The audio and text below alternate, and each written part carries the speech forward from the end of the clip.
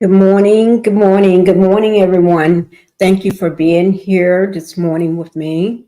I'm still drinking my coffee and having my breakfast this morning as we speak. But anyway, my breakfast consists of fruit. My husband picks me a lot of fruit for my breakfast.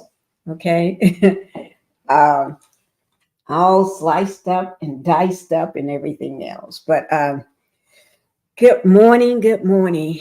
It's cold here today. It's 38, 37, or 38 degrees this morning.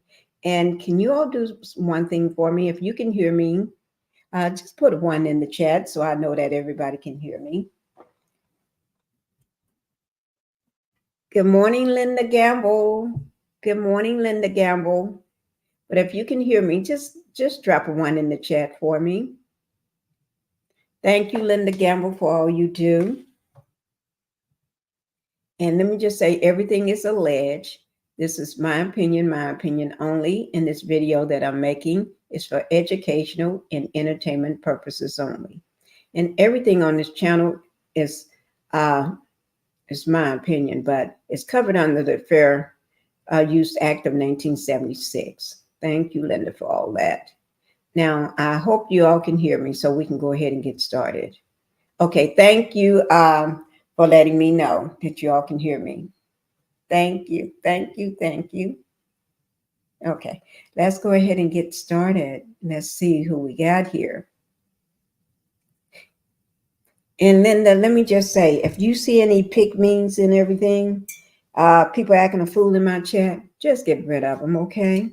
If y'all see anybody acting a fool, just let Linda know or myself know so we can get rid of those people. We ain't got time for that. This morning is a wonderful morning, although it's cold. So we want peace in the pink house. We don't want chaos. Okay.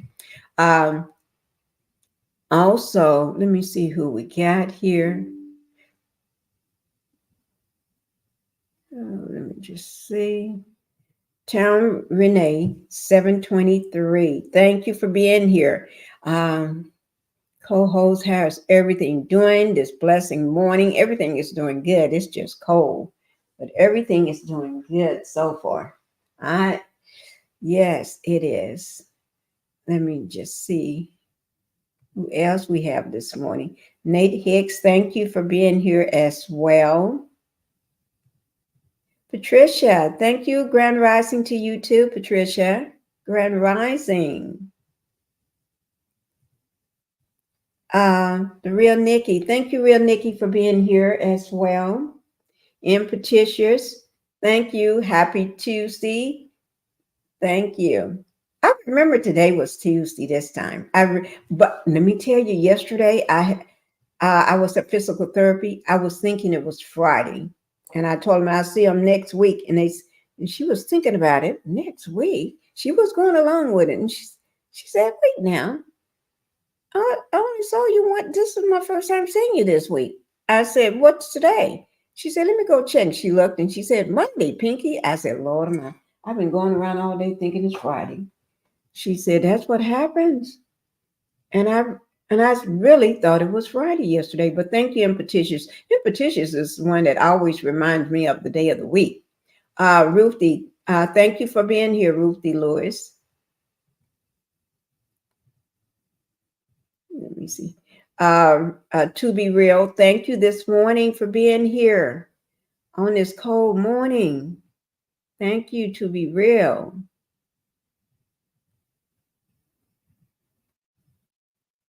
Okay, everybody tell me that they could hear me. Sheila Aaron, thank you, Sheila Aaron, for being here this morning. Thank you. First Lady, thank you. To be real, I will let you know. Okay. Renata D, I hope, wait now, she's been on vacation. Yes, she has. To a wonderful, wonderful place. And didn't even ask me that I want to go, but I just sat back and just do my thing. I hope you enjoyed your vacation. I'm not sure. Are you back now, or are you coming back today? Or let me know. Okay, but I hope you're enjoying yourself or had a wonderful time. I know you did. Next time we're going to have to do a vacation together, guys. Sunshine Rays, thank you, Sunshine, for being here as well. And I hope while you was on vacation, you got a chance to listen to all my lives. I know sometimes it's hard to pick them up there when you're out of the country. Sheila Aaron, thank you this morning. Okay. Greetings, Pinkie, mods, and chat. Thank you. Okay, now we're going to go ahead and get to talking about. Oh, let me just say one thing about Renita. She's been she's been a member before. She's a new.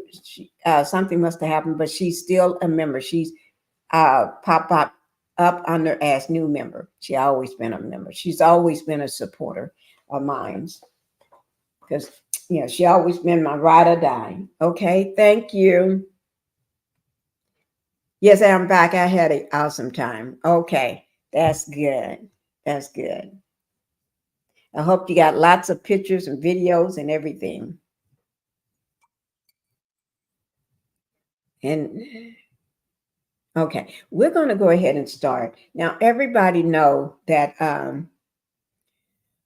yesterday, breaking news yesterday was the P. Diddy or Puffy Comb or Puff Diddy or whatever you want to call him. He goes by a lot of different names. But yesterday it was a raid on his two homes and everything. One in Miami and the other one is in Los Angeles. And he was nowhere to be seen at neither residence. People out in the street doing what they do. You don't come to somebody's home every day and see them at home. Sometimes they may not be there. They may be out of town. They may be on a vacation. They may be at work or out shopping or out eating. I know I fit some of those bills. I may be out shopping or out eating. Yeah, you never know. So, but anyway, TMZ broke the story first of the raid out on his home. And my understanding, this is federal, a federal case. And that's my understanding of it. And then at his home, they did bring out his kids, in the raid when they came blazing in. When I say blazing in, they came blazing in tanks and trucks and armored vehicles and they had everything that you can drive or ride on, rushing down that street. Okay. And they had the pow-pows on their shoulders, their back, their chest, their arms, their hips, wrapped around their neck, everywhere. Probably up under the pants leg and everywhere. They was fully loaded. I tell you, they act like they was getting ready to go to war. I don't know. But anyway, I say, when it comes to brown skinned people, they act like they getting ready to fight a war. Just my opinion. But, sometimes with the clear skinned people, and just a few cars may drive up there and they ain't got all that stuff on them. And then they go maybe knock at the door. And they may go knocking at the door. And then they may want to tell them, can you step outside? I got a conversation I want to have with you so we can talk to you. But don't be brown skinned. They're going to come with the trucks, the armored vehicles, tanks, and everything. They're gonna come in 100 deep, 100 feet deep. They ain't gonna come in with one or two people. They're gonna come in. They're gonna bring the whole city down on your street. Okay, not to say that it's not warranted, because the man do some devilish things. I just don't want to know him. He's the type of person I don't want to know. I know it's a lot of hearsay, but I be on the cautious of He say, I don't want to know you. I just want to hear about you, but I don't want to know you personally. Okay. But yeah, my thing is when they went into the home and they took out his kids, his children, right? His sons, and it was two young women too. They had these, I ain't seen them walk a person clear skin with a pow across their chest or back across their back, walk with them and don't even have they pow pull. I haven't seen that, and you can't say I haven't seen it. I seen it after that George Floyd thing, where that young man was walking down the street with his big uh, powing up people, powing up this, walking up to uh, the um, the popo with the big rifle, the big thing going across his chest, and they didn't even flinch, didn't even do nothing, just held the conversation with him and let him be on his way. So you can don't tell me I haven't seen what I've seen. I know what I've seen. But let's get back to this matter at hand. Now, I didn't like the fact that they had those young men handcuffed, walking them backwards with their hands over their head, and then they handcuffed them. Okay. If you know these are not the suspects that you're coming for, you talking about they don't know whether they was the suspect. Kid me not. Somebody wrap their head up. Okay, because they know who they was coming for. They got a warrant. A judge had to sign off on it. They had to convince the judge of evidence that they're looking for or coming for in order to get into their home. And they know these two, especially the youngest one, what's his name? I think it's, let me see what his name. I think it was just, one was King. That King is the one that looks just like him. I mean, when I say just like him,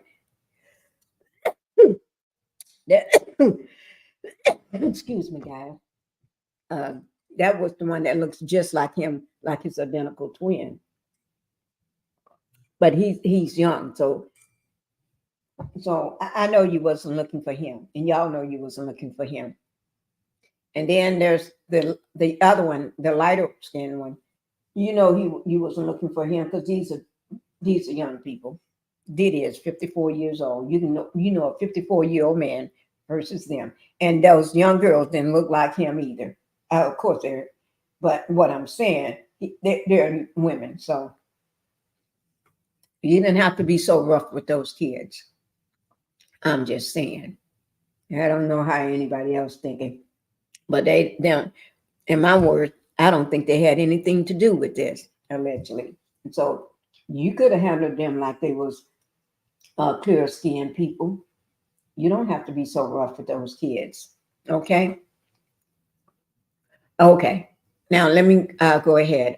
But his homes was raided, and TMZ broke the story first. I did get a tip. I was minding my own business, sitting down at my desk and everything, and minding my business. That's what I was doing because I had went to physical therapy that day, so I wasn't doing much. Just listening to some other content creators and doing other little things. Okay, I was trying to get some stuff set up for tomorrow, which is today, or a live on Miss Stormy, but that knocked that out of the water. Stormy, you were saved by the bell, girl. Because I had your stuff and I was getting ready to talk about you because I didn't like how you did mail. You want to go off talking that crap. So I was going to talk crap about you. But I guess you got saved by the bell. Because I got a little small thing that passed through at the bottom of my screen, and it said TMZ something. I didn't catch it all. I know it said TMZ Diddy. I didn't catch it all, so I wasn't even worried about it. Until a few minutes later, my tip came in. When that tip came in, I could tell it was something. That person was, I could tell in the person's tone of their voice that it was big. That person could barely get it out. It was big. So I said, oh my God. I said, okay, okay, I'm on it. I'm on it. What you gonna do? What you gonna? I'm on it. I'm on it. Okay. So I'm gonna go ahead and try to collect as much information as you can, and I'll pull up and see what I can get, and I'll go ahead and start making this thumbnail so I can drop this. And here we are today. I did a pre-recorded last night.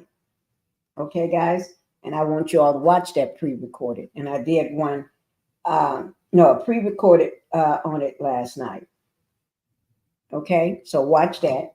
But and I set this up for today because I'm going to try to do both of them.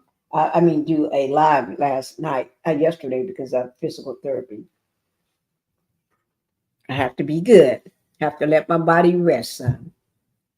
So let me see what everybody is saying. Then we're going to go ahead and pull up. It's shocking that they just now coming for Diddy, because Diddy always was a problem since the in the 90s. Yeah, he always been a problem. He been doing this for a long time. He been doing this. Him and he just like R. Kelly. But let me just say this. I think R. Kelly was worse. I don't know. They tip for tat. I just have to figure. I just have to throw up a coin and see who falls on head and who falls on tails. I don't know. The cargo ship. Okay, the cargo ship. What's the cargo ship? Y'all into talking about what's the cargo ship? Is he in a cargo ship? I don't know. Thank you, Sharon Howard, for coming in. Thank you. There's an unspoken law. Skin color first, then the rest, whether right or wrong. That is true. That is true. Unspoken law. That's what I'm saying. If it was a clear color, those kids probably they wouldn't even been in handcuffs. They'll be out there walking around talking to the police. I mean, to the popo. Yeah. And if they had a gun strapped around them, Popo would have looked at them and said, "No problem. He's clear skinned. He ain't gonna do nothing because he have a right to have a popo, have a pow pow on him." The Key Bridge went down about 1:30 this morning. Oh, I heard about that bridge. The cargo. Okay, the cargo ship. Yeah, I heard about that. It was on the news this morning. I didn't have the volume on, but I did hear about that. And when it popped back up, I see what I can. I got my TV on. So this morning, 7 people, 2 so far, 1 okay, and 1 in shock.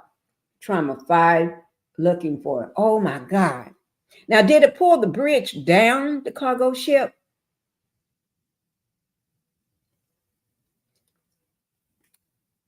I'm about 15 minutes from the Key Bridge. Oh my God, Sheila.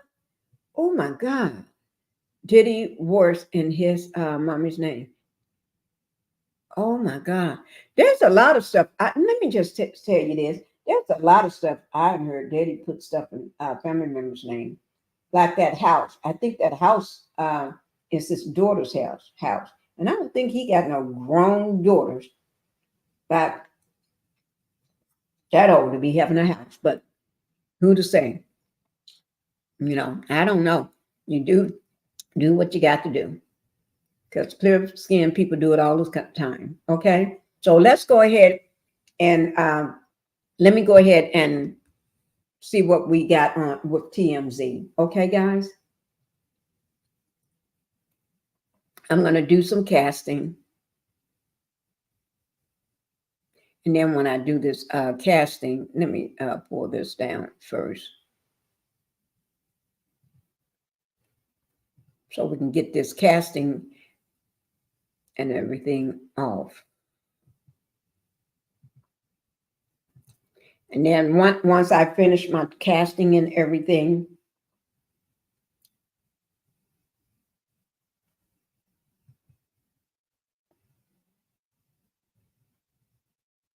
let me see.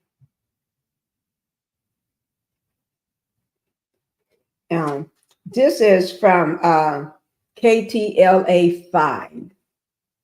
I don't know whether this is a local channel or not, but I think it is. But if not, here it is, guys. And this is all credits is going to this TV station, KTLA 5. Okay, because they're the ones that's reporting it. I'm just bringing it to you. And let me know if you cannot hear it. And sometimes I may need, if it's music in the background or certain things I think may be compromising for me, I'll mute it. Okay, and you just have to read the caption. Here it goes.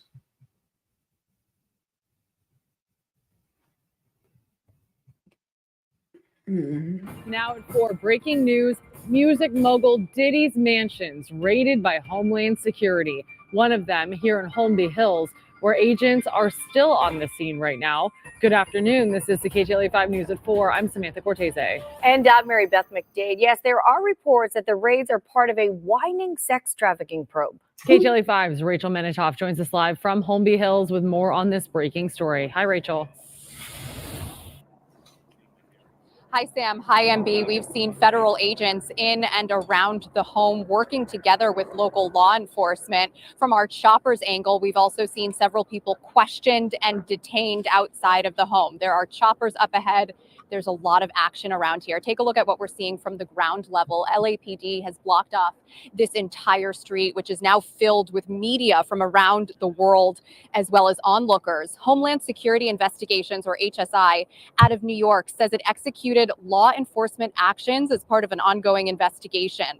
From afar, it looks like there has been a raid of one of the homes on this street, and we've been speaking with residents of this Holmby Hills neighborhood. They describe wild parties at this particular home. Take a listen.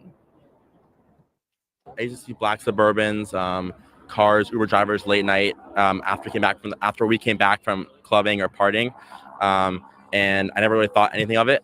And now obviously this came out, and now it's like, wow, like that's crazy. I didn't know. It's crazy. I've seen a party twice a month at least. I've seen girls get out of limos, maybe four or five. Some standing outside of the house in the driveway. Some going in the house. I've never seen him leaving because I was never outside of his house for longer than a 15 to 20 minute period of span.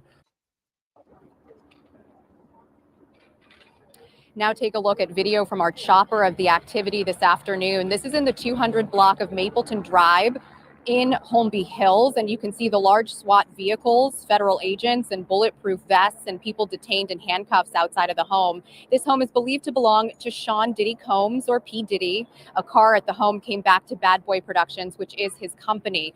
According to TMZ, P. Diddy's LA and Miami home are both being raided. The outlet says this appears to be tied to sex trafficking allegations, which have been levied against Diddy in recent months from different plaintiffs. There are several divisions here, including HSI Los Angeles, Miami, and local law enforcement, but this is being led by a division out of New York. Not a whole lot of information at this point. We don't know who's here at the house and whether or not P. Diddy himself is here. We did receive a statement from P. Diddy's accuser's attorney.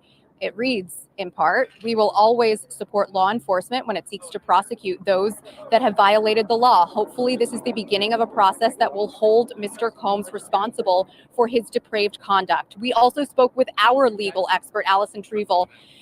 She gives us some background about what's been happening here.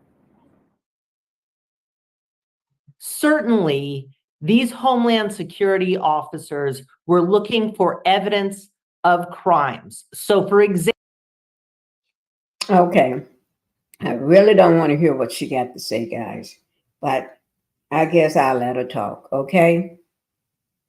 Example, P. Diddy has been accused of sex trafficking. He's also been accused of non-consensual pornography. The officers would have executed that search warrant to gather any type of evidence to prove or establish that a crime has been committed and he is the person that committed the crime. And we have reached out to P. Diddy's reps for comment. We haven't heard back. Our legal expert tells us that this is a very well orchestrated plan going on right now, and that it is standard procedure to detain everyone inside the house until the search is complete. That's the latest from Holmby Hills. I'm Rachel Menitoff. Sam MB, back to you in the studio. Rachel, thank you. Now at 4, breaking news, music mogul Diddy's mansions.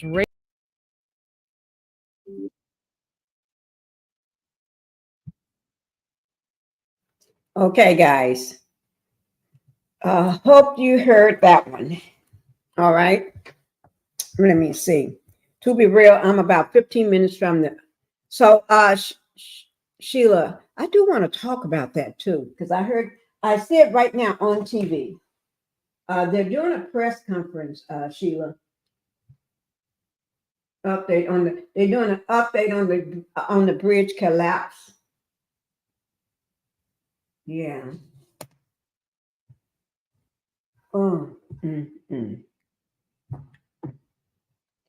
And also,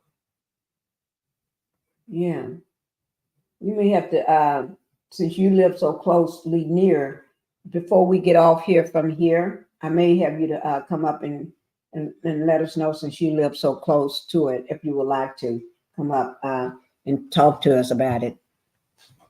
Because I was watching it this morning for a little bit. Let me see. Yes, I did, for real. I'm glad my daughter rerouted the other way. She had a patient to get to. She turned around, so grateful. Oh, my God. Yeah. Collapsed, the whole bridge came down. Okay. 24 likes, 15 in the chat. Okay, we got to get that up, guys. We got the good morning, Sunshine. I guess you came in without me knowing. Yes, good morning, Sunshine. Okay. Let's give some more. I'm going to drop my link too, as well. Let me just go over the last portion, because when we leave here, we're going to go over to Black Titanic when we leave here. She's supposed to be doing a live too this morning, sometime this morning. Yeah. Let me see. So what we're going to do, we're going to go ahead and talk about who I first heard that broke the story was TMZ. Maybe somebody else broke it next or first, but in my eyes, I saw TMZ. That's who I saw that broke the story first. Okay, so I'm going to give prompts to TMZ. So let's go ahead and then let me just say this. I'm not sure, have a lot of people found out that P. Diddy was spotted hours later at the airport. Yes, he was spotted hours later at the airport, pacing around. I guess his people and the airport people, excuse me, was trying to figure things out, and he was outside just pacing around with a white shirt on and some blue, I want to say sweatpants or something, and some white sneakers, just pacing around. It's cold here. My throat is scratchy this morning. Now I hope I'm not coming down with anything, because I got a scratchy throat this morning, and the coffee is not helping. And I've been eating my fruit and everything else, and taking my medicine, but it's still not helping. Okay, let's go ahead and cast this one here. Yeah.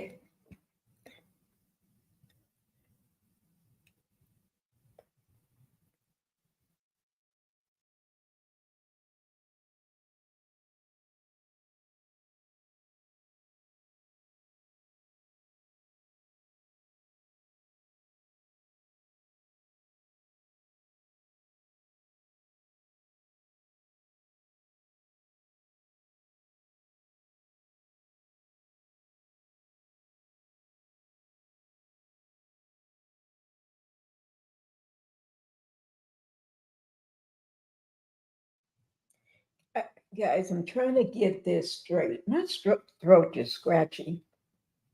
It is cold. We went from warm to cold, warm to cold, and I just got a scratchy throat this morning. And I'm hoping I'm not catching anything. So let me go ahead and get this cast for you.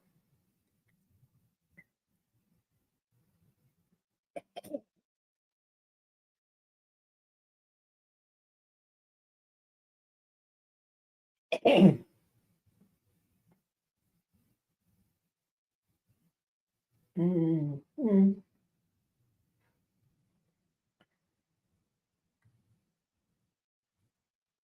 Okay, let me just go from here first. And I hope you all can hear this. I really do. Let me just take this down. Okay. This is TMZ. Diddy's Los Angeles and Miami homes raided by federal law enforcement. TMZ Live.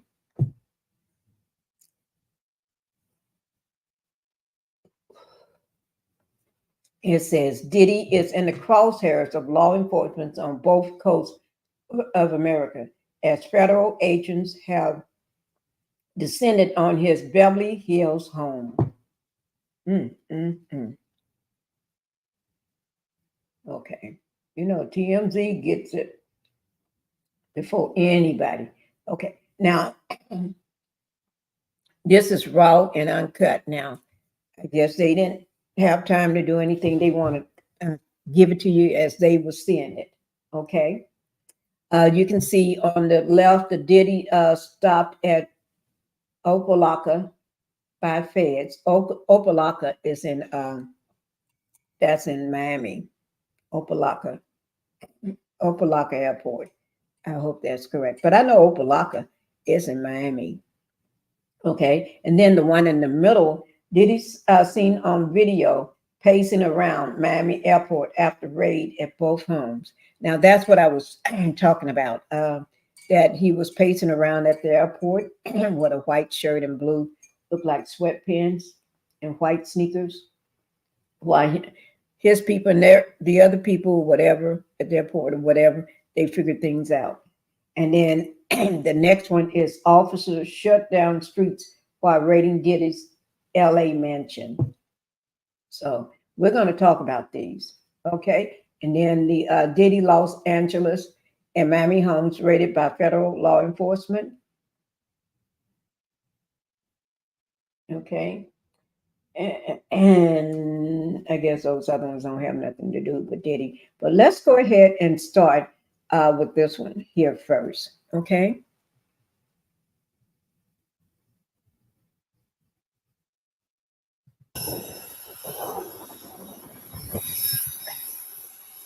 I hope y'all can hear that. Put a one if you can hear it.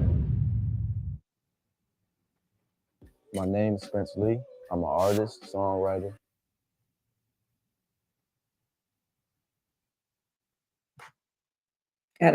I'm trying to wait till they get past this.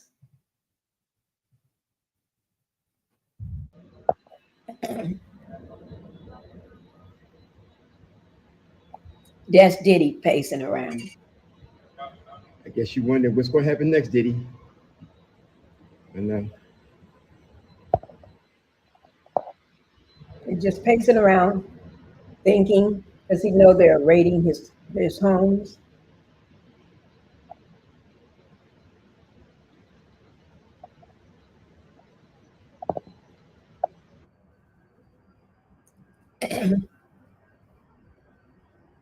He looks like he's heavy in thought.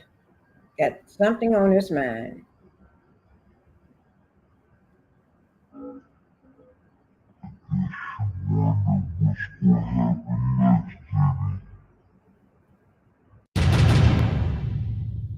Ooh. And let them get past this. In Los Angeles and Miami were raided by Homeland Security. And everything we're hearing is this is in connection with the human trafficking, the sex trafficking allegations that have been made against him in the various civil cases. Civil cases, and clearly now the feds are investigating this.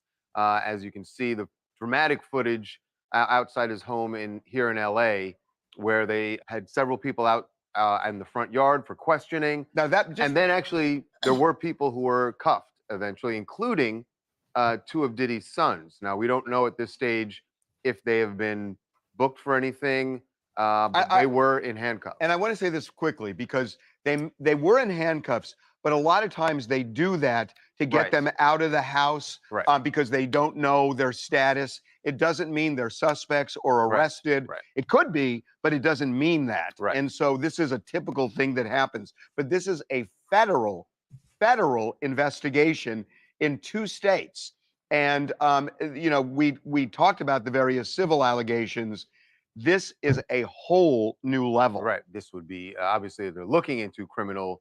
The feds are looking into a criminal charge here, but nothing has been announced yet. And we also don't know where Diddy is at this point. Yeah, that's right. So he usually lives primarily in Miami. That's usually where he's at anyway. He flies around, obviously, but Miami seems to be his home base. No visual, no word, no official report or anything of him being under arrest or detained or anything.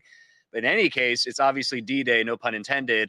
Look, can I be honest with you? I had a suspicion this would happen at some point because of the mounting lawsuits. Despite all the denials from Diddy, they kept mounting and they kept mounting. And the same thing kept being brought up: alleged human/sex trafficking. And at a certain point, the federal government is not going to turn a blind eye to that, right? And I mean, look, they at least say we should look into this. Well, by the way, this is more than we should look into this. They had to get a search warrant, which means that they had to convince a judge that there was probable cause to believe that there was indeed sex trafficking, human trafficking. So this is not just a probe. This is presenting evidence to a federal judge saying, we have probable cause to believe Diddy is involved in human trafficking. And as a result, warrants got issued in both Los Angeles and Miami. So that's how serious this is right now. By the way, we have been blowing up the phones of his various lawyers, and they are indisposed right now. They are not talking. We've also been... Imagine they're in a war room somewhere. The other thing I was going to mention real quick, and I'm sure this came to somebody's mind, but this very much reminds me of the R. Kelly saga. I mean, for a long time, R. Kelly was, you know, just living his life, doing his thing, and all of a sudden one day, law enforcement gets involved, he gets arrested, and the rest is history. I'm not saying the same is going to happen here from Diddy, obviously, but this is sort of the start of usually how that stuff like that goes. It is the same playbook. You notice there are a lot of public allegations made either in a documentary, in the case of R. Kelly, in the case of Diddy, in several lawsuits, and it gets the feds, their antenna go up, and then the investigation starts. What is really interesting, fascinating about all of this is it started with Cassie, and you know, that's his ex, and this whole thing probably would have never come out from under the rug because he could have settled it, and he wouldn't settle it, and I guess he called her bluff. But then she files this lawsuit making all these horrific allegations. The next day he settles with her, but because it all became public, other women then came forward, in particular a Jane Doe in December who alleged that she was 17 when Diddy and his associates sexually assaulted her. And she also alleged human and sex trafficking in that lawsuit. So, and we've seen it pop up in another more recent lawsuit filed here in LA. So this is unconfirmed, but we have reason to believe that the feds have spoken to at least one of these women before getting the search warrant. And as a matter of fact, it really makes complete sense. In order to show probable cause, you have to show that there's something untoward that happened, and it would be probably a declaration from one of those women. Yeah. And we have reason to believe at least one of them, and it's a Jane Doe, was either in touch directly with Homeland Security or with via her lawyer. And to Harvey's point from earlier, when Cassie opened the floodgates, because she was the first one to do that, such a high-profile person in a high-profile relationship with Diddy, obviously that opened the doors, and I'm sure he's regretting playing chicken with her because he clearly lost, and now he's sort of paying for it, I think. Hey, I'm Trey from Atlanta, Georgia. All this is just so unfortunate. Ever since that Cassie lawsuit, his life has literally been in shambles. Like, we're literally seeing the downfall of Diddy right in front of our eyes. The most unfortunate part is I hated seeing the two kids in handcuffs. They probably had no idea what was going on, what was going on. Like, at the end of the day, like, salute and thoughts and prayers to everyone involved. Hopefully something. And where is Diddy at? Where does he go? He had to be tipped off. Where is he at? We don't know at this moment where Diddy is. There's a chance we've heard he might be on a jet. Yeah, and we heard Miami. He was in Miami, and that he was about to get on a jet, and then didn't get on. Going to New York. Right. And by the way, it looks like the Southern District of New York is handling this, which is interesting because it's not New York where they're searching right now.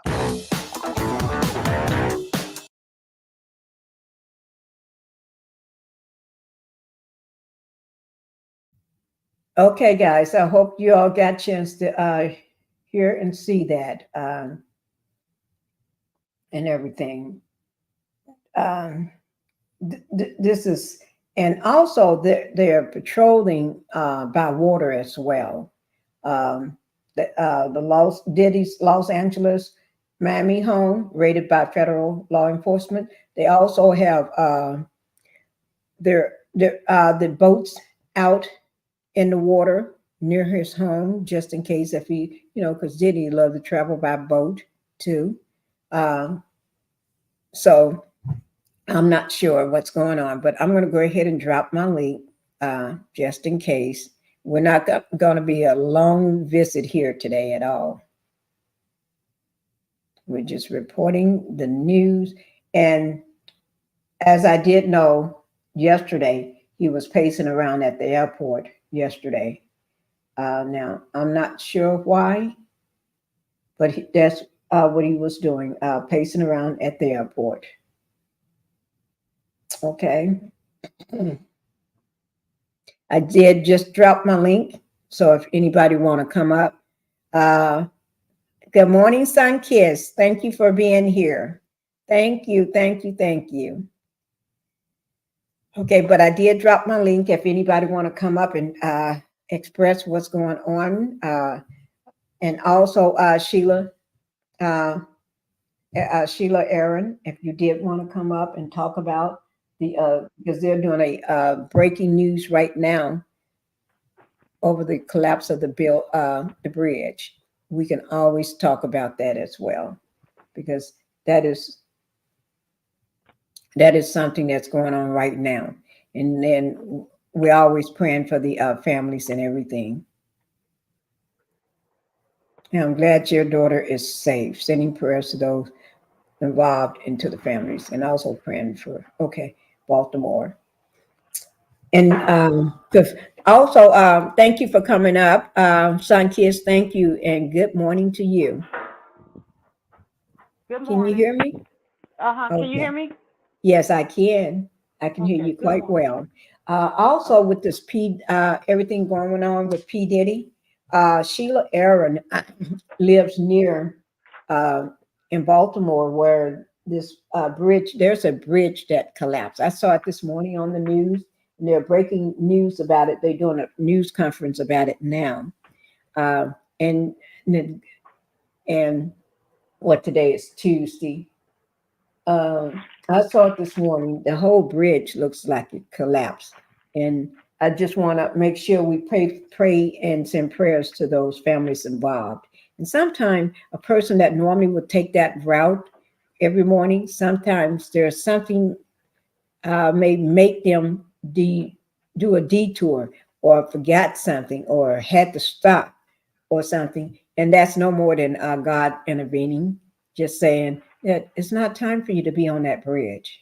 You need to stop and do this, or you need to go back home for something, or you got held up in traffic somewhere, or you got a flat tire or something that prevented you from getting on that bridge. Mm-hmm. But I want to send our prayers out to everyone there that's involved or got missing family members, or praying for the loved ones.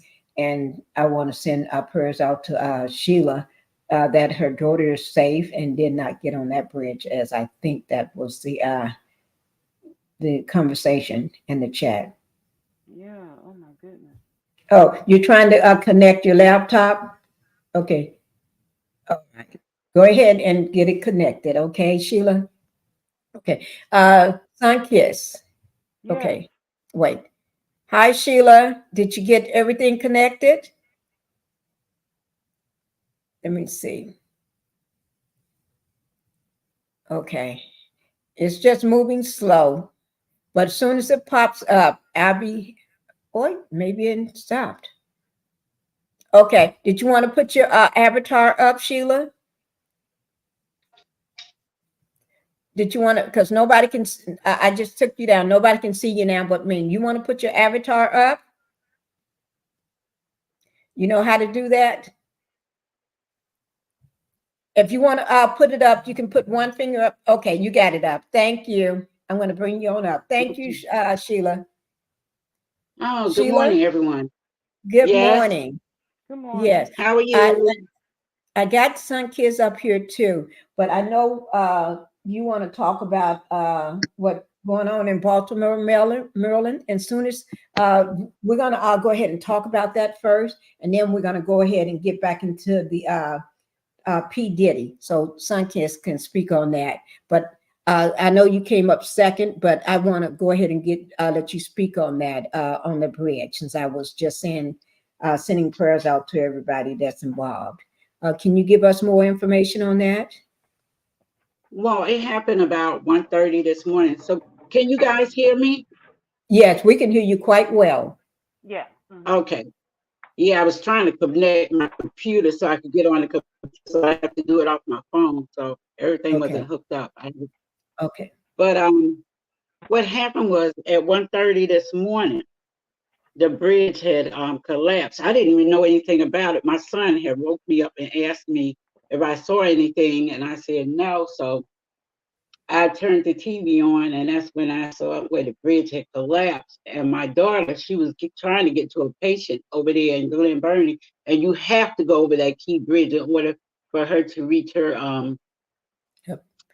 patient. So I'm just, yeah, she had a patient over there. So I'm grateful that she turned around. She said something told her to turn around because, you know, she said she just got an eerie feeling.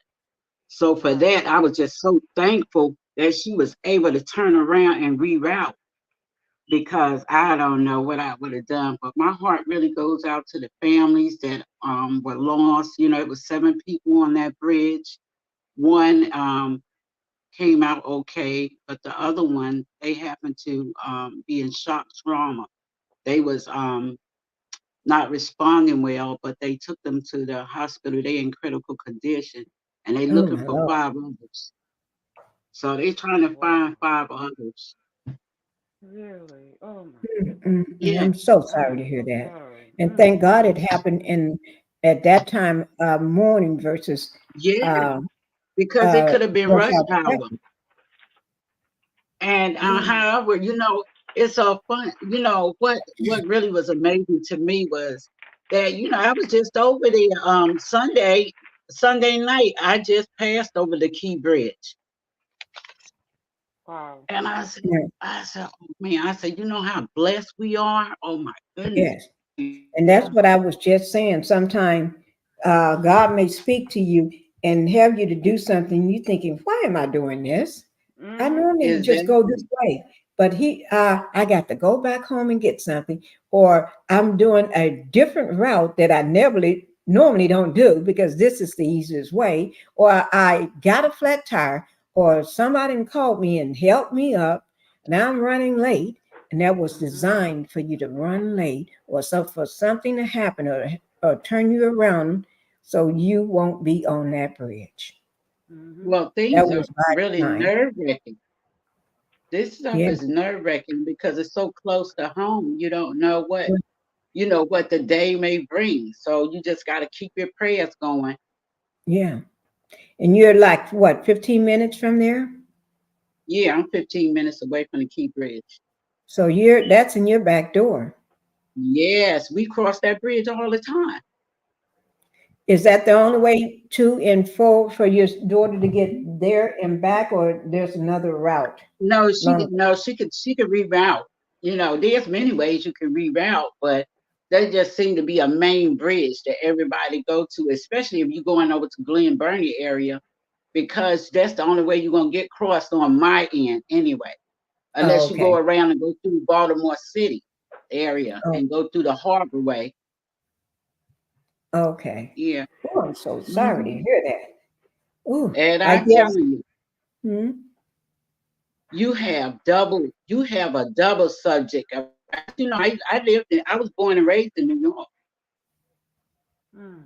And Mm. P. Diddy and all of them, Jay-Z, Big Daddy Kane, what is they then they had a Cold Crush crew. It was a whole bunch of those rappers back in the day when Diddy didn't even have anything. And he's from Harlem. I was raised in Manhattan. So I live on Mm. 101st Street and between Broadway and West End Avenue. So I used to hang up in them parks all the time at that time. Mm-hmm. And to see all this stuff that Diddy's doing, I said, it's about time. Because he was Mm-hmm. doing horrific things back then. You know, his father was in a big kingpin up in New York Ooh. as well. Oh, I didn't And know his that. yeah, and his Only thing I mother see is mother. where his mother she a trip as well. So I mean, Mm-hmm. Sarah Howard would know because I used to be in Brooklyn everywhere with Jay-Z and all of them were back in the day because they used to do a lot of block parties and festivals and stuff. We used to be all out there. And you know, that rap the hip hop scene pretty much was back then, it was like when we all used to go to the parks, we had working parents, and in the summertime they used to go to the parks and they used to DJ because my brother was a DJ back then too. Yeah. And so we used to, it was for working parents. We had a good time. That's what initially started. But then you get those slick ones that come and infiltrate the camp, so to Right. speak. So it's Oh, just it's Lord. So you got firsthand knowledge of them growing up because you all yeah, from the same area. yeah. Yeah, because I went to school in George Washington High School and also West Side High later on when I graduated. Yeah. Oh my So Lord. all of that was in the city. Yeah, I'm it so was a good time for us. yeah. We didn't know, you know, but they was doing a Mhm. lot of mess up there, you know, and then after a while I just stopped going to them, you know, when they started moving into the clubs and stuff like that because they Right. was doing too much. They were doing a lot of things. Yeah. And I was shocked that Diddy, they just now came and got it.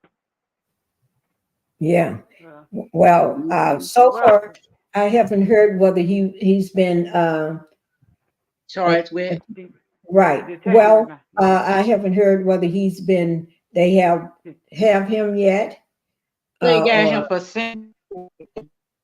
for sex trafficking, things like that. So they probably looking. we have to use that. We can't say that we don't supposed to say sex. Oh, Yeah, you oh, can I'm spell it sorry. out, or you can just say S or find another. Okay, SA trafficking. We would Yes, say SA trafficking. Okay. yes, that's Yeah. good. That's good. But Hi, son, also, kid. Hey, hmm, sweetheart, how are you? yes. I'm What's fine. I'm coming through. Good. Prayer get me through everything. Prayer is big, I know big, that's big over right. here. Yeah, people Yeah. always, I you know, always like people. you. Th- thank you so much, Sheila. I appreciate that. But I I'm think so you're a glad that beautiful lady. you are so sweet. Thank you. Same to you. I'm so glad that your Yes. daughter listened to the Ooh, actual blessing that we were given, especially as women, to listen to our intuition. That we yeah. always, as women, we tend to ignore that a lot of times, but when we do listen to that blessing, look how far it can get us. People always say, "Oh, you know, you were lucky." Only a fool believe Mhm. in luck. She was right? That truly was a blessed, as blessing. well so as you. Yes. So I am so glad that she listened to that hit that intuitive hit that came across her, and she followed it. That Right. I that am too. warms my heart. Wow. Because me and my children, we're close. And they know I'm going to call them and check on them, even when I get on their nerve. I'm going to I stay know on that that's right. nerve. That's right. So she did You call never me stop and being a tell me, mama. no, you don't. And that's for sure. Yeah, but she Wow. called me this morning. She was like, oh, yeah, I'm okay. Because, my text messages are, I'm on it. When it comes to texting my children. And and let me tell you, I ain't got some small amount. I got right many. Right. And let me just So, welcome I can. PN2 Ross. Thank you for being here this morning. And we're talking about P. Diddy. His 2 homes been raided. And then we're also mentioning the bridge collapse that's in Baltimore. And that's close to Sheila's Aaron's home. She's only 15 minutes. I would call it right in your back door when something is that close. And she's just got through explaining about that as well. But I'm going to turn it over to Sunkiss so she can tell us anything new that she have learned and any updates. Sunkiss, you got the floor. Okay, so here's what I had been like kind of surfing around yesterday, and I haven't heard anything today because I have been all over the place. But do you mind if I drop whose channel I got certain things from, or do you want me to just say a content creator? Because I don't mind Yeah, either way. just a content creator. Okay, so Okay. yesterday I'm going to I put was on myself on mute while you talk, while I look for something. I'm going to put myself on mute while you talk, okay? But I can still hear you. Okay. Okay. So I was, kind of, I was on TV, and then I was on some channels, and I heard some content creators saying certain things, and I got some off TV. But either way, as you mentioned, out in California, that I heard how they were raiding this house, and I know this is kind of generic because everybody's heard the basics. And then out in Miami, they were raiding his home. I did hear that even on content creators did a deep dive because they talked to a lawyer, and because they don't just go by just what different content creators are saying. This particular person said they talked to a lawyer for themselves, and they couldn't drop a whole lot of what the lawyer told them because this is a really good source. And they said that P. Diddy was known, and I'll be all over the place, but so please follow me. But they said that the P. Diddy was known for having cameras. Freak off. Cameras, yeah. Cameras to actually record the freak offs. So he was known for having cameras all over each mansion that he had, as well so all over his boats. And the purpose for that is because, as I said before, how narcissists work. It is just like sharing your privacy, and no pun intended, but sharing your privacy with them after you have, given the law enforcement your information, talking after you've, they read your Miranda rights. So these people were having,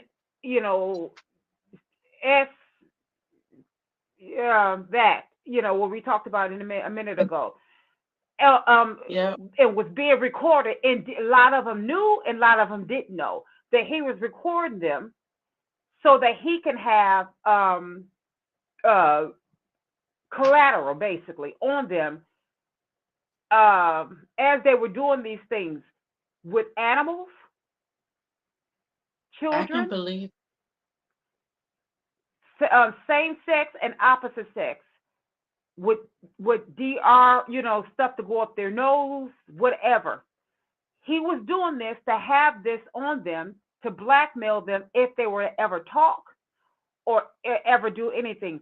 Also, it was also mentioned some of these people at these parties, they mentioned not just, we talked about, I don't know if you guys heard these people talk about him and Ja Rule, him and Tupac. This particular person showed a clip of this guy being interviewed. It was him and Tupac. P. Diddy and Tupac was a couple.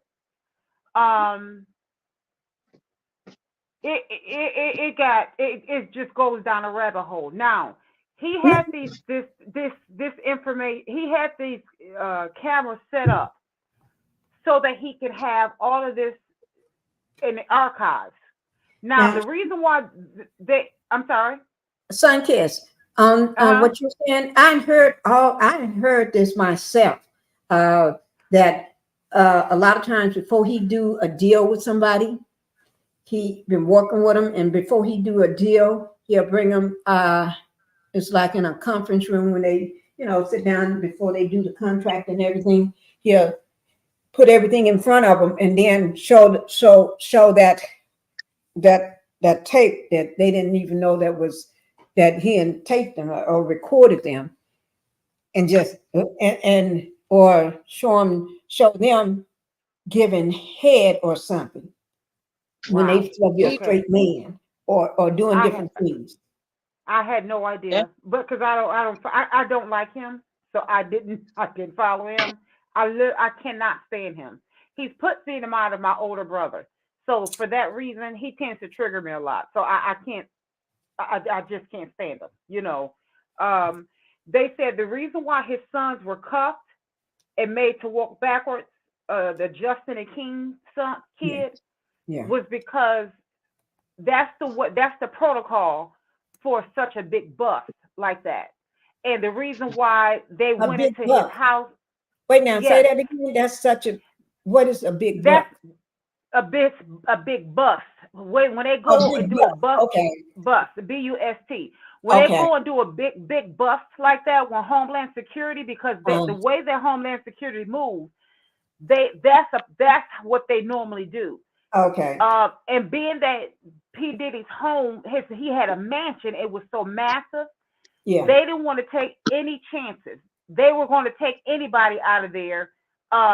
Whoever was in there, they were going to take him out of there that way anyways, whether it was his sons or not. Okay. That was them protecting themselves and just want to do a thorough job. So they say, regardless of who it was, that's how they normally move. Taking them out of there, taking them backwards, handcuffing whomever it was. So they brought them out of there, handcuffed them, and set them to the side just for precaution. And they wanted to. They said that they were going to basically do a clean sweep and like scrape every corner. And they said that because it was so many rooms in there, they wanted to make sure every room was basically analyzed, make sure every room was searched properly. Okay. And I said, yeah. And this was mentioned that P. Diddy's plane was forced to land. Now that was up in the air because I did see P. Diddy pacing back and forth by the airport. Now that, I don't know, but this came from somebody else's channel, and they said that this person tends to just kind of like lie. Now, that's, and they said that ladders were used. They even had drones, flying over his place. Now, I think that was on TV or something. They said that they were separating everyone to question them. That's another reason why they brought them out backwards and separate, because they wanted to question everyone to see if who was lying and who wasn't. It was also mentioned that there was a SWAT team that, along with Homeland Security, which I don't know if that was the same or different, because I heard two different, verbiage used. They said Cassie and Young Miami are willing to work with law enforcement. They said they were. It was also mentioned on this channel that grown black men said that he made them feel physically uncomfortable with his approach when he physically greeted them, and they were afraid to say anything and do anything because of his connections. They basically felt, and these are heterosexual men, and they said Yes. that they felt like it was like S blank blank harassment, like a woman would feel Yeah. harassed, you know. And Yeah. they said, S.A. yeah, harass. yes, I'm sorry. and that's what they said. They felt like they were harassed. Now, this is what concerned me when they said this. I said, now just imagine what the women went through that were working for him and that thought that they were going to get deals like Cassie, because now they're saying that Cassie and Young Miami and all of the women, they were saying, y'all, this is what the internet is saying, that y'all only saying something so y'all can get money. Da, da, da. Now they're dragging them, especially Cassie. And I thought, now if they're saying, grown men are saying this, times about whatever for these young ladies, and especially Cassie, because she went to him thinking she was going to get a record deal, and she got Right. caught up in that. And so these grown men are saying that they fear for their lives. Why is it that she's being dragged? Why she's being dragged? And she got caught up in this. Right. And then you guys are blaming her? Really? So so anyways, now don't forget about the 17-year-old that's got yeah, and caught. that's what I was supposed to go to They that. been And doing now, Right, a yeah, 17-year-old. They've been doing it. She It's meet him just in that one day. She meet him one day. She's on a plane. All this allegedly meet him one day on a plane with them, and then they gets to his studio or his house. Next thing she knows, or whatever, she's been game RAPE by all of them, one by one, taking their turn. and and think you know, about it's it. been Go on. I'm sorry. Go on. no, I just wanted to say that. You know, I know when we was back up in there, because I left right before 9/11. But they were younger back then. And the crap that Diddy and them was doing back then, you know, before I left, because I used to be out there partying a lot as well. I'm gonna tell you, I Right. did get my party on, so I have to be real about that. I'm just grateful I had the parents and grandparents that instill certain values in me. Because a lot of them girls be out there, they don't have the information or knowledge to be able to defend themselves. And I could walk into a party and I could feel whether I should be there or not. So I would leave. I said, this is not my type of scene. I wasn't raised like this. I'm out of here. And a lot of them girls, they stayed back. I have been to parties with Wendy Williams, all of them. And if it didn't feel right in there, I got up and left. Let me tell you, all money is not worth putting up with the nonsense that these people dish out. And if you don't have common sense and haven't been directed in a right parental skill set, you can Yeah. easily fall down into that rabbit hole. It takes a special kind of individual to get out of scenes like that. Yep. And I'm just That's glad true. I'm just glad I had the parents that I had and the grandparents that instilled certain values in me, that I was strong enough to get up and leave a scene because it wasn't right. And a lot of these girls get caught up with the glitz and glamour of things and think, okay, I can do this. But no, there's a better way. Sometimes you have to work hard in order to earn, instead of allowing somebody else just to hand things over and they selling you some type of, you know, foolish dream. Yes. And so, you know, I had not to say that I didn't run to my set of mistakes, because I did. Once I got married, I ran into that. I thought I couldn't be touched. I'm telling you, I thought that I was the strongest person in the world, but sometimes there's things in life that I turn around and have that can bring you down as a human being. But it's not how you fall, but it's how you get up.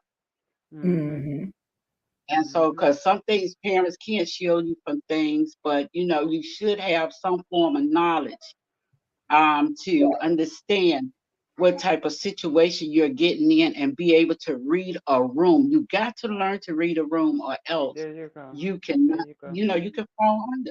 I can walk in a room and I can assess it. I told them I could smell trouble in another state before it reached here.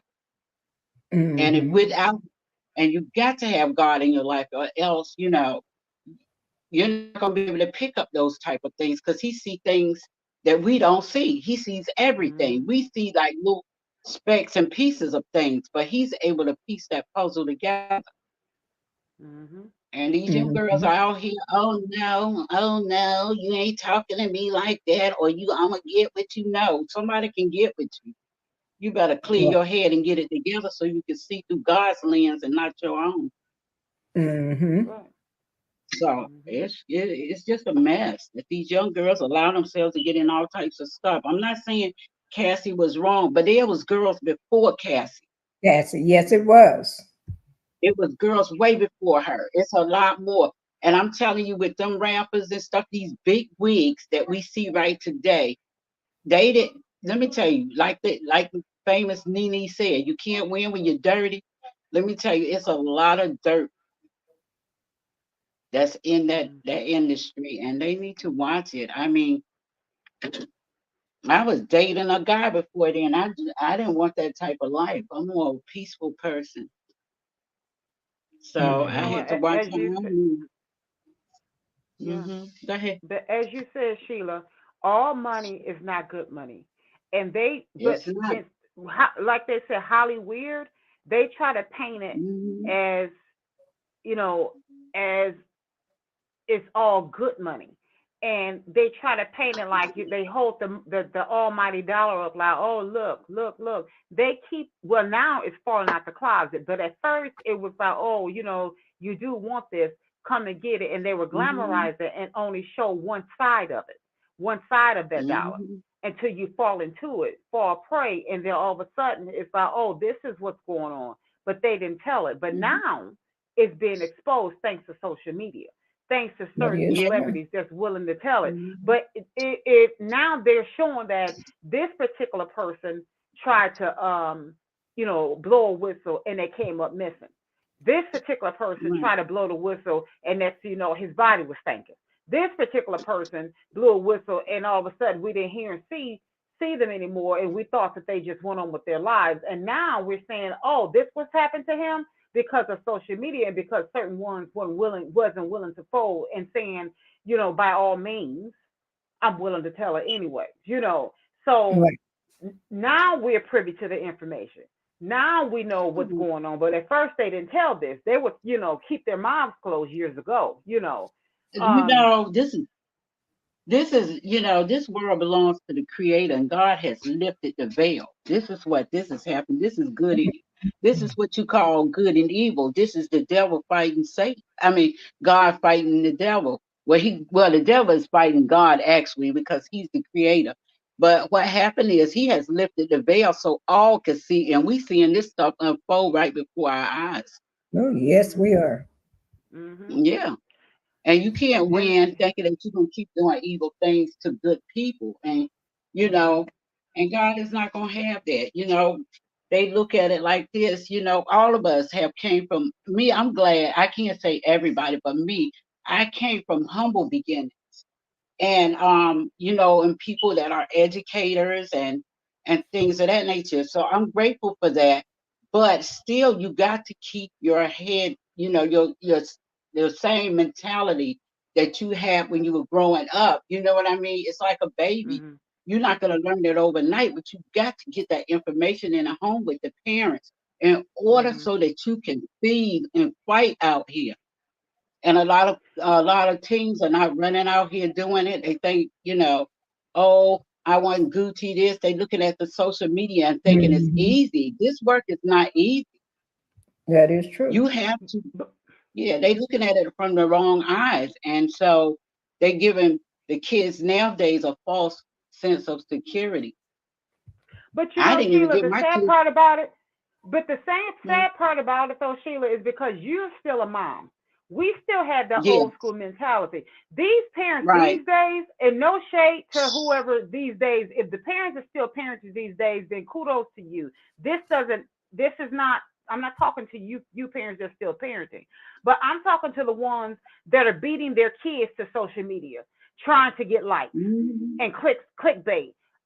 Those parents that are still trying to get likes and clickbaits these days, that are still on social media fighting, or still on social media beefing back and forth and all of this stuff, to these parents that are still doing that, shame on them, because they can't parent because they're still trying to be seen on social media, or still trying to get on, as they say. These kids nowadays, they don't know what it's like to be parented by the Sheila. They don't know what it's like to be parented by the Mama Pinkies. They don't know what it's like. So when you see these kids following up behind the P Diddy's that are getting on planes to go to Dubai to get fecal matter, you know, excreted on them, or going to get what they call the golden sprays. That blew my mind. I was like, what is the golden spray? I'm thinking they're going to get tanned. When I found out what that was, I flipped backwards. So I did too. To get a bag, when they go and they, you know, that the 17-year-old went, or when Cassie went to P Diddy thinking she was going to get a record deal or whatever, and look what she had to endure for years. When you see these young ladies going bright-eyed and bushy-tailed, thinking that these guys are going to treat them right, and then they have to endure this, and then they're getting a backlash from it, really? And so, because their parents are not grooming them, their parents are not setting them up, so when they do walk into a room and they feel an intuitive hit that says something is not right, they ignore it, or they just don't know how to read a room. See, we know, from old school, we were taught that. We knew something is not right, and so we back out. We had a village. When my egg donor didn't do that for me, I had a village to fall back on, someone outside of my egg donor. That is no longer, because the villages nowadays are too busy being narcissists on social media. These young ladies don't have that. So now, you know, I may have had an uncle that schooled me. I may have had someone next door that schooled me. I may have had a teacher that schooled me. That is no longer, because the teachers are trying to sleep with the young ladies. The uncles are trying to sleep with, or they're on social media. They don't have no one to guide them. So, because they have someone trying to get them a plane over to Dubai so they can get a cut. You may have the Aaron Halls that's on social media bragging about their salads being a certain size. It's just, it's crazy. It's these poor, my heart. And then that takes us to Usher and Justin Bieber. Yes. Their parents are shipping them to a Sean P. Diddy and leaving them so that they can get this almighty dollar. They call it Diddy's camp. And when I saw how Justin Bieber, and I'm like, when I saw the Justin Bieber, how he was shifting around and too nervous to finish his sentence, I said, he's touching him. And I was able to read the room because I'm from an old school stock. But these new ones is like, oh, he about to get the bag. He don't get the bag. I'm looking and saying, to get a bag, this baby is being taught, because I'm from an old school stock. Right. These young ones don't see that. Even the grown people is like, oh my goodness, how, you know, Joey, how can I get you to P. Diddy? Jaquan, how can I get you on there to P. Diddy? They're not parenting anymore. Right. And you know what, some kids, I saw a video, I saw it several times, of P. Diddy comes up on to Justin. I think Justin was somewhere, but he walks up on him, and then Justin allegedly didn't know what to do or say to him. He was still a kid at the time, but he was no longer in the P. Diddy's camp. His career had taken off, but he was no longer in the camp. But he didn't know how to react. He didn't act like this was a mentor. He didn't act like this was somebody that that he spent P. Diddy's camp having fun and learning or anything. He didn't know how to act. You can see it in his body language. You can see it in the words, the way he was trying to get the words out. And you can see it. He really didn't want to hug him or nothing. He didn't know what to do. It was like he was afraid of him. He was scared, shifted back and forth. Yeah. Yeah, his body language. He didn't know what to do. He was and Diddy said, "You don't call me allegedly. You don't call me no more. You don't call me like you used to." And Justin was just stumbling all over his words, trying to figure out what to say. Now, who don't call P. Diddy? Who doesn't call P. Diddy? Oh, go on, Sheila. I'm sorry, sweetheart. Go ahead. He has so many names: Puff Daddy, Brother Love, Sean Puffy Combs. He just had I know he had about 4 or 5 different names. You know, he kept switching and switching and switching. But Justin Bieber, you have to look at it like this. His mother was a teen mom having him. So she didn't have the right skill set herself. She was a baby having a baby. Right. Now, let me tell you, I have children and I have 7 grown kids. And I have now just 1 son. And they call him Grandpa because of the way he was raised. And I told him, I said,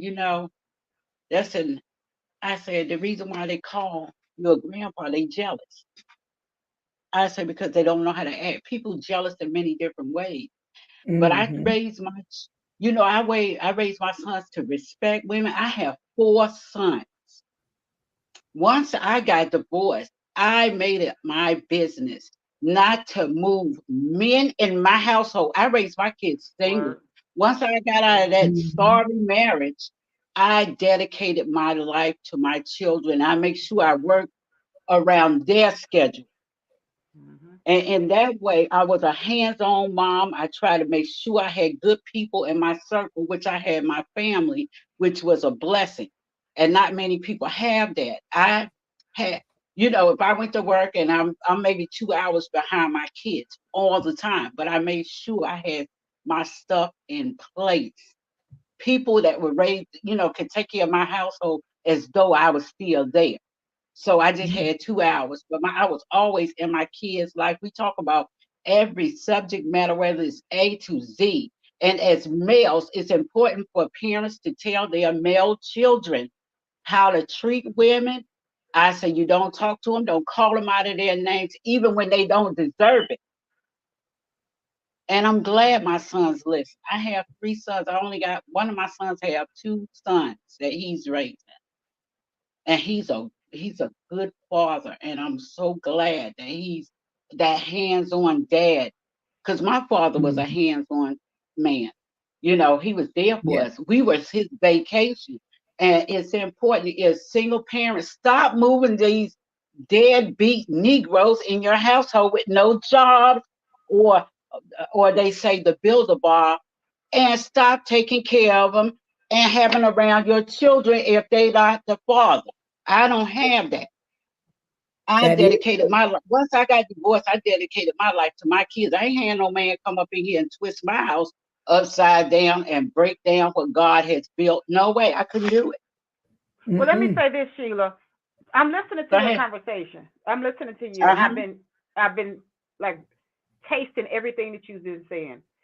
And I lost count of how many times you said I and my children. Because I and my children, you have been saying I with my children, I with my children, I with my children. And I lost count. I tried to count and I lost. And that is the nucleus of what a parent and her children is supposed to be like. I with my children. And that's the way it's supposed to be. Then you finished it up with putting the bow on top of it by saying, stop moving these sorry men into your home. That is true. Your children. That is once you got a divorce, you said, I raised my children alone. If that's what it takes, see, It's supposed to be a sacrifice. You no longer, it is no longer just about you. It is about being a mother to your children to keep them safe until. And so that is what they don't do that anymore because it's not about, it's the city girl life now. They have that, forget these men, forget these children too. That is what's embraced now because that's how they have been raised. Because that is the new trend now. That's what gets a fist pound. That's what gets the high five. Because now, as we talked about, the premise of this conversation goes back to get the bag. How do you get the bag? By trying to meet the P. Diddy's. How do you get the bag? It's about sending your kids off to the P. Diddy's. How do you get the bag? It's by putting your kids on the back burner and going to shake. Because their attitude is, this is what it's about. Hold on one second. Hold on. Raising kids. While you wait for a moment, Sankias, let me just read this here by Sonia James. She said, I saw that clip and my heart went out to him. Sonia, are you talking about the same clip that I said about Justin Bieber when he met up with P. Diddy allegedly, and he didn't know how to respond? I'm going to drop the link, Sankia, so you can come back up when you finish. You can come back up then. But Sonia, are you talking? Right? He was 18, the clip that you're showing. Oh, he was 18 during that time? Yeah, I think he was like 18, 19 years old, and he said, "Why you don't call me anymore?" Right, and right. Justin Sonia didn't know what said to yes say. too. He didn't know how to react around him. He didn't know how to respond. You saw he was just stumbling at the mouth, trying to figure out what to say and whether he should hug him or just shake his hand. He didn't know because I could tell. I said to myself, P. Diddy must have done some stuff to that child while he was at his camp. He must have done some stuff because that and then right after that, he was started acting out, smoking, and all then, this allegedly. Acting out, smoking, huh? Did you see where he had that group making the band, and one of the boys' name is Freddie P.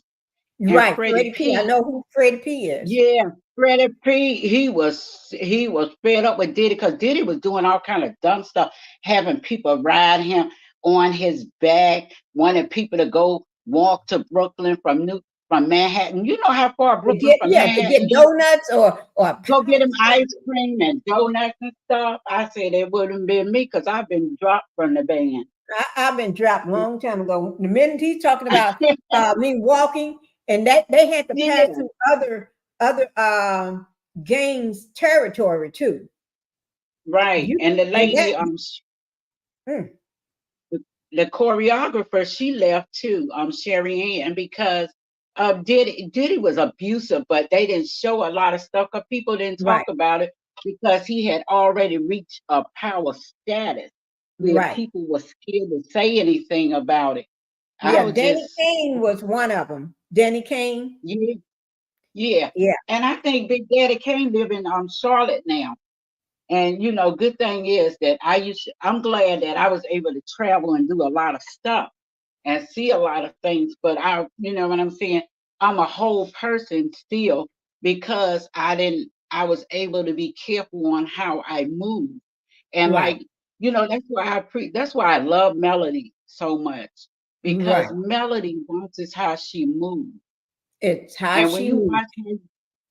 She's very, she's very, very smart. She does and have move you like noticed she didn't get caught up in none of their mess, and she can see it a mile away. She sit there and she watches, and she watches them in silence without seeing. She reading the room, reading that room. She reading she the knows room. Got criminals all around her, and she know not to put her name on nothing they got coming. or join them with No. nothing. Mm-mm. That's how she Melody know how stays. to read. Yeah, because she read in the room. She assessing everything. And she know what they are. If they anything like Martell, she know who they are. So she just steps back and they be trying to get her name on this so they can have a blockbuster success. Oh no, you ain't getting my name on nothing. I love it. And But that's why I Melody, love her too today. yeah, Melody, she's a strong woman. Now, I was married to Martell before there was a Martell.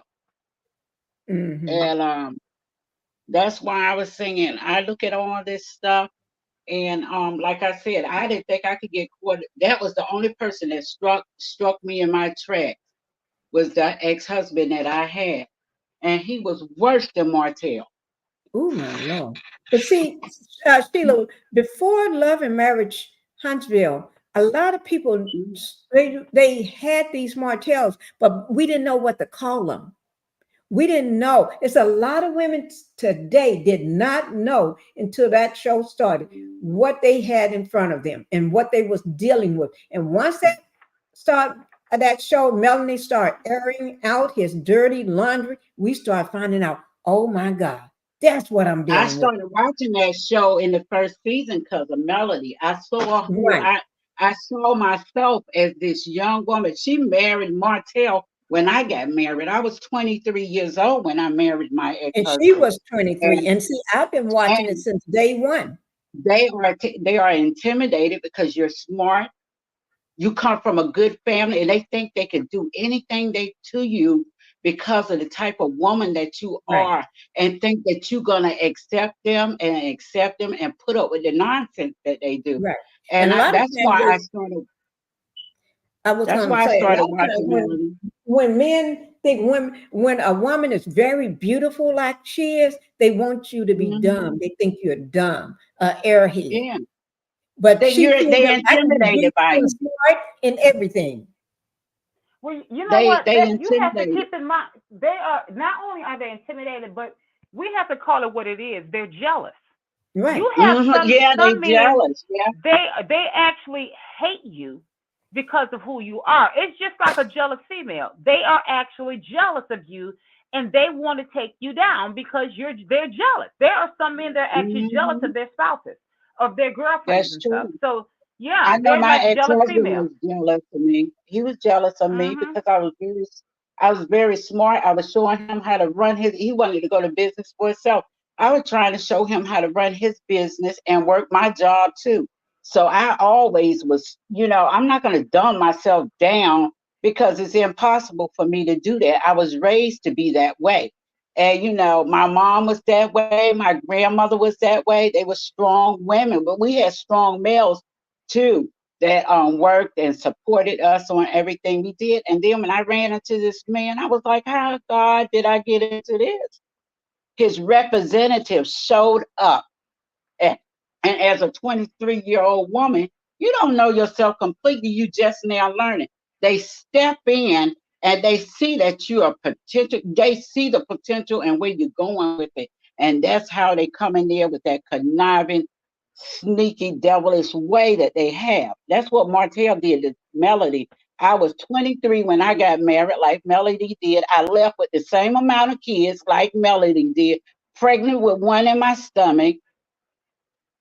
And he fought me clear up until he died of July of 2022. I had paid, let me tell you, I had over 20 plus years of restraining order.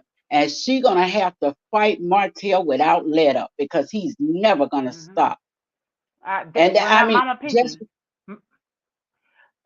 1 second, Sheila, excuse me. Mama Pinkie, what did I say? He's not going to ever stop. He's not. Now this is right here is a testimony. Go on, Sheila. Go right ahead. When my ex-husband died, let me tell you how good God is. I didn't have to help my children bury him, but I did it for my kids because I had overcame that trial. And God gave me such a peace that I was able to be there for my children. And that's why Melody does a lot of things that she do. But what she gonna have to do, she's gonna have to keep that paper on him and make sure. Let me say, it got so bad till the judge brought me in the chambers and she offered me, she offered me a pow pow. I said, ma'am, I said, I'm not using that. I said, because I be done shot. I said, I be so nervous. I be done shot myself. I'm scared of that. You're And like so, Yeah, that's how I am. but let me tell you, the only difference with Melody and myself, Melody left with nothing. And let me tell you, I left with nothing myself. But I'm gonna tell you what I did do. I took the bag before I left. I beat him to the bag. I went and got all the money and left him, and he was fighting the people at the bank.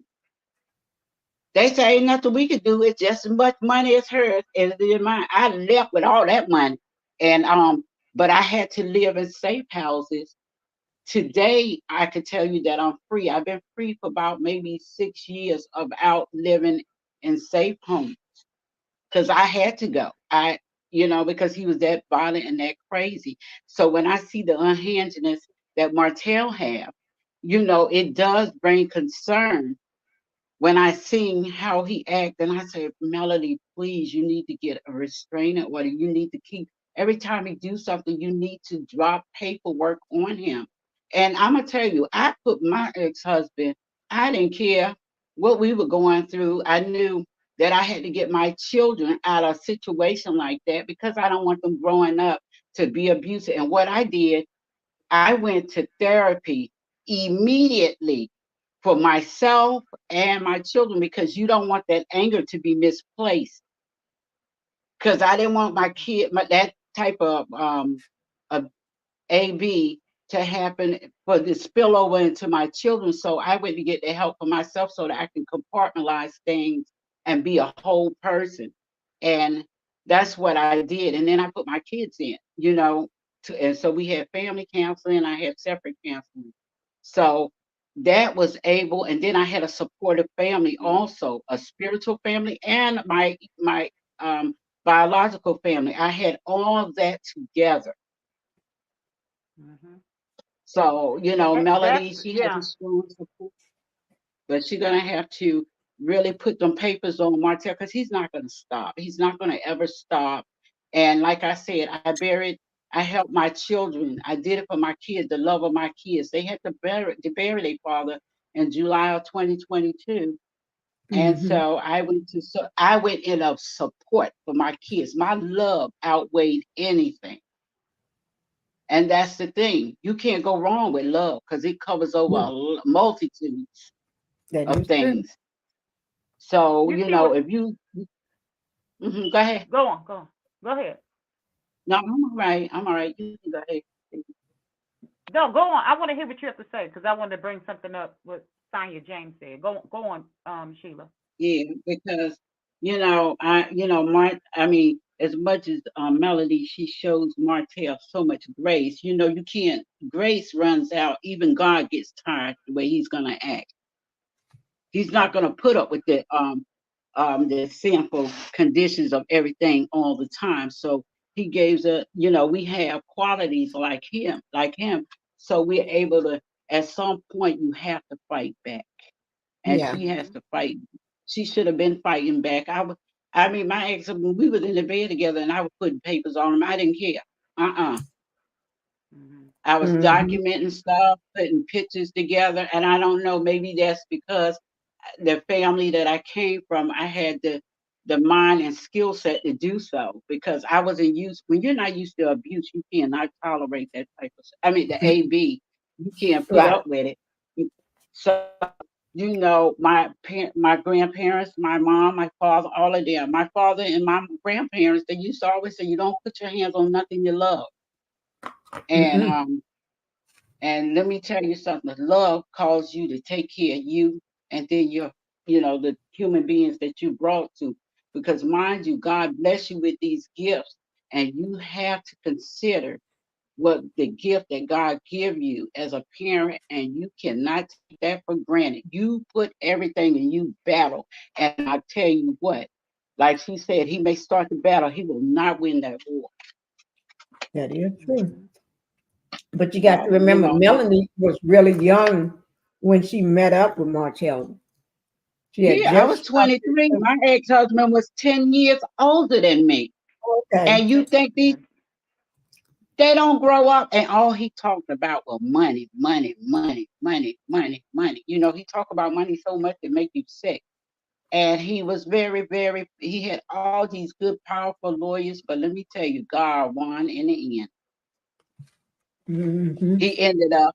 He ended up alone in a nursing home. I tried to get my kids to go and see him. They was like, my baby, where I was pregnant with, he said to me, he said, I don't know that ninja. He said, that's just like you dropping me off to the neighbor next door and tell me to live with them. I don't know them people.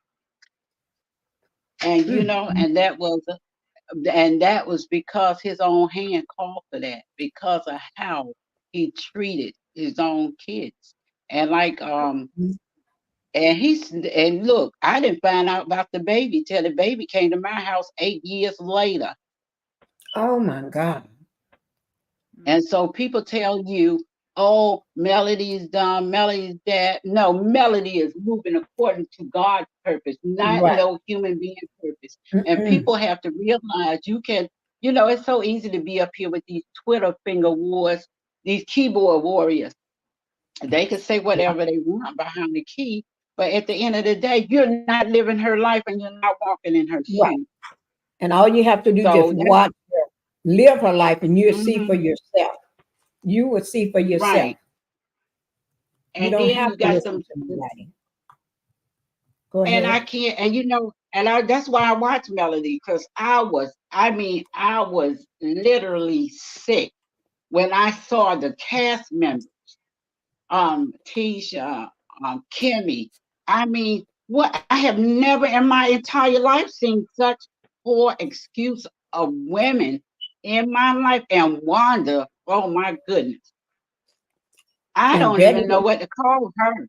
I'm lost for words because I cannot believe a full-grown woman her age acting the way she did. I mean, it's just, and then they all double teamed that woman, and all of them went against her instead of, rallying around and support. That's what a woman does. Not one of them mentioned that. Have you all noticed not one person mentioned the fact that she was going through a court battle with that demon? Not one person apologized or felt her or said, I'm sorry you're going through this. None of them women. None of them. Not even male. And then, to see Kimmy with her old self, she's my age. And she wait to be with that little what you call Uncle Festus Mauricio. Yeah, Uncle Festa. I mean, my God. I mean, come on, lady. You can't be that desperate. I mean, these con artists and thieves and all of this stuff. And pharmacists on the corner. Yeah. My son said, is that Martell? I said, and I said, no. And my son just shook his head when he seen these men that act like that. Yeah. You said, I ain't never seen nothing like it, Mama. Well, what you got to say? Oh, that's my phone ringing. Son-Kiss, what do you have to say? I'll just catch that call another day. Okay. Son-Kiss, are you on mute? Son-Kiss. Okay. Well, she may be just stepped away for a moment or whatever. Yeah, I want to hear from. Yeah, I like Son-Kiss. I want to hear from. I miss Cheryl too. I thought Cheryl would be up here today too. But there was one person that I wanted to that had brought something up that she's enjoying. Here it is. Pinkie, I enjoyed the wisdom panel today. The ladies are full of wisdom. Yes, they are. Yes, they are. and everything. But with the Miss Pinkie, P. you know, Yes, ma'am. this is my first time on a live. I had to get up here. I said you know, You I are was trying to. kidding.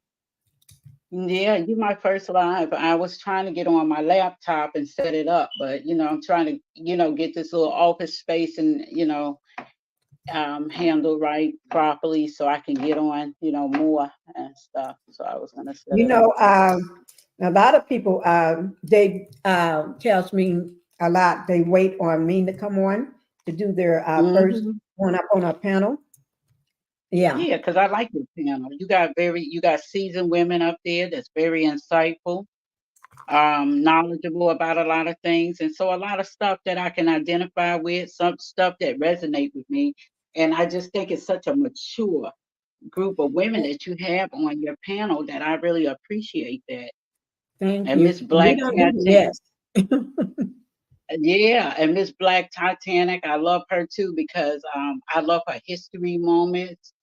And you Mhm. know, some things she talk about, and I'd be like, wow, I didn't even know that.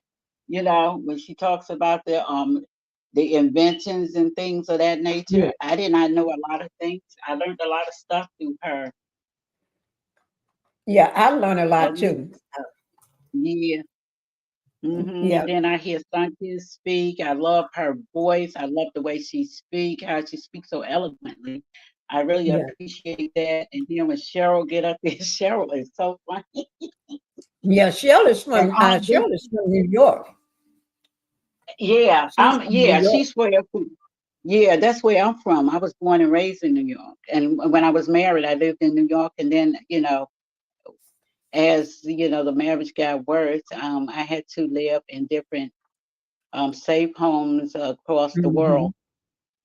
And I didn't allow my mother to get involved because, you know, that was my fight. And, you know, like Melody do and Miss Vanessa stepped back. Right, It was the same for us. I didn't allow my family to get involved because it was my fight, and I knew right. this was a war between God and the devil, and I knew God would win Yes, in the end, which He has. yes. Hmm. But Now, Martell's gonna regret it. he is going to regret it. And I Yeah, enjoy having you up here, Miss Sheila. Yes, I I do. appreciate you for I appreciate you for allowing me to come onto your panel. You You know, are because this welcome. was You the can come up first. anytime. Don't let this be your Yeah. first time up on my panel. Uh, Mhm. and also, we've been on live for 1 hour and 51 minutes, coming up on 2 hours. Minutes. Yeah, And I Black see you. I Minute see got you. her live going on right now. So we're gonna Mm. everybody in my chat, we're gonna jump over on Black Titanic's live this Okay. morning.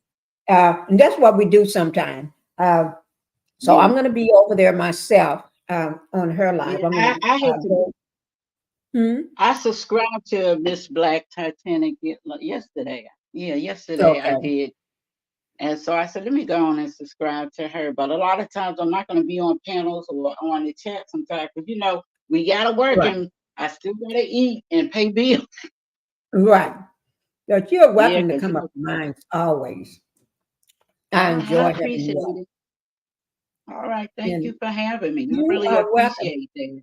You are welcome. Hmm. And I'm going to say goodbye to everybody on in my Okay. chat. Thank you, Ms. Sheila and Sun Kiss for being here on the panel. Thank you, everybody, for showing up this morning so we can talk about the P. Diddy saga. And I'm quite sure Yeah. before the day is over, it's going to be more stuff popping off. And if so, maybe Yeah. I'll go live tonight sometime. Just well, here's Sun Kiss coming back up. Hi, Sun Kiss. Hello, can you hear me? Okay. Yes, Mhm. I was just letting everybody know that we're going to be going over to Black Titanic's live. She got one going on too. But I do want to give you a chance to say any last thoughts or anything that you wanted to say before we transition over to Black Titanic. Okay. No, I was just saying that. No, I want to say I agree with everything uh, that has been said here. I really appreciate what Sheila was saying, and I'm sorry that everything that you have gone through, Sheila. That's Yeah, awful. me too. that Hey, truly was a God, classic narcissist. look, I am so grateful. God brought me through. I'm doing well today. My children are healthy, happy, thriving in the community. They got their professions, and I couldn't be a more proud mama bear than I could say. Words cannot even express the love and the joy that I feel for raising such individuals, and I couldn't do it without the hand of God and the support that He gave me here on earth. I'm grateful for it.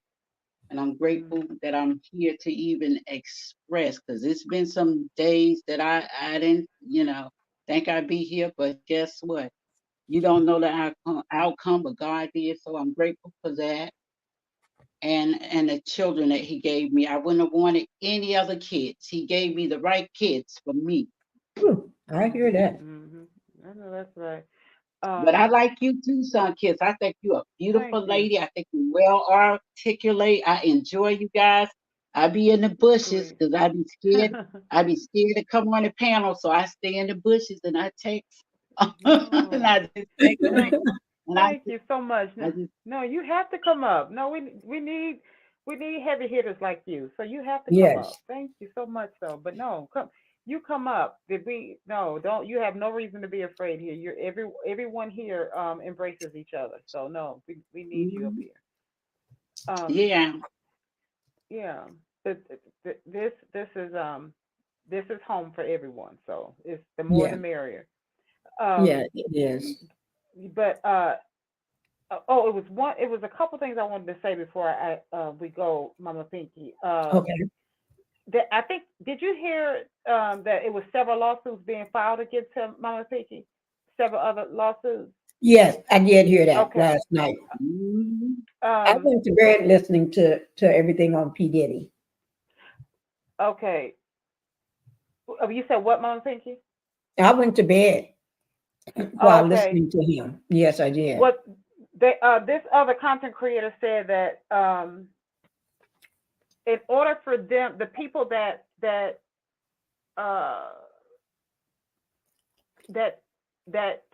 basically told on him had to be put in beings to be shipped to another state to so their lives can be spared. Because say that again.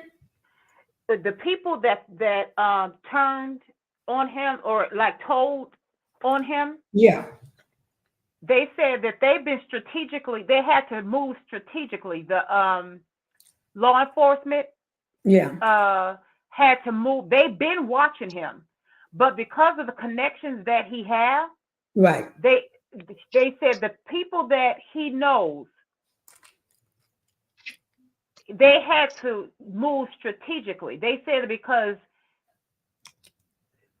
the ones that told on him, they had to literally put them all in bins and put them and move them in a certain way. Because if they hadn't have done it that way and moved them in a certain way, they would have come up, probably come up unalive. missing. Right. Yes, they would have come up unalive because of how all the connections that he has. Right. And people do come up unalive when you cross them, allegedly. Yeah. And then it was mentioned some of the people that allegedly that he, had come up unalive. And basically, let me see, what did they say?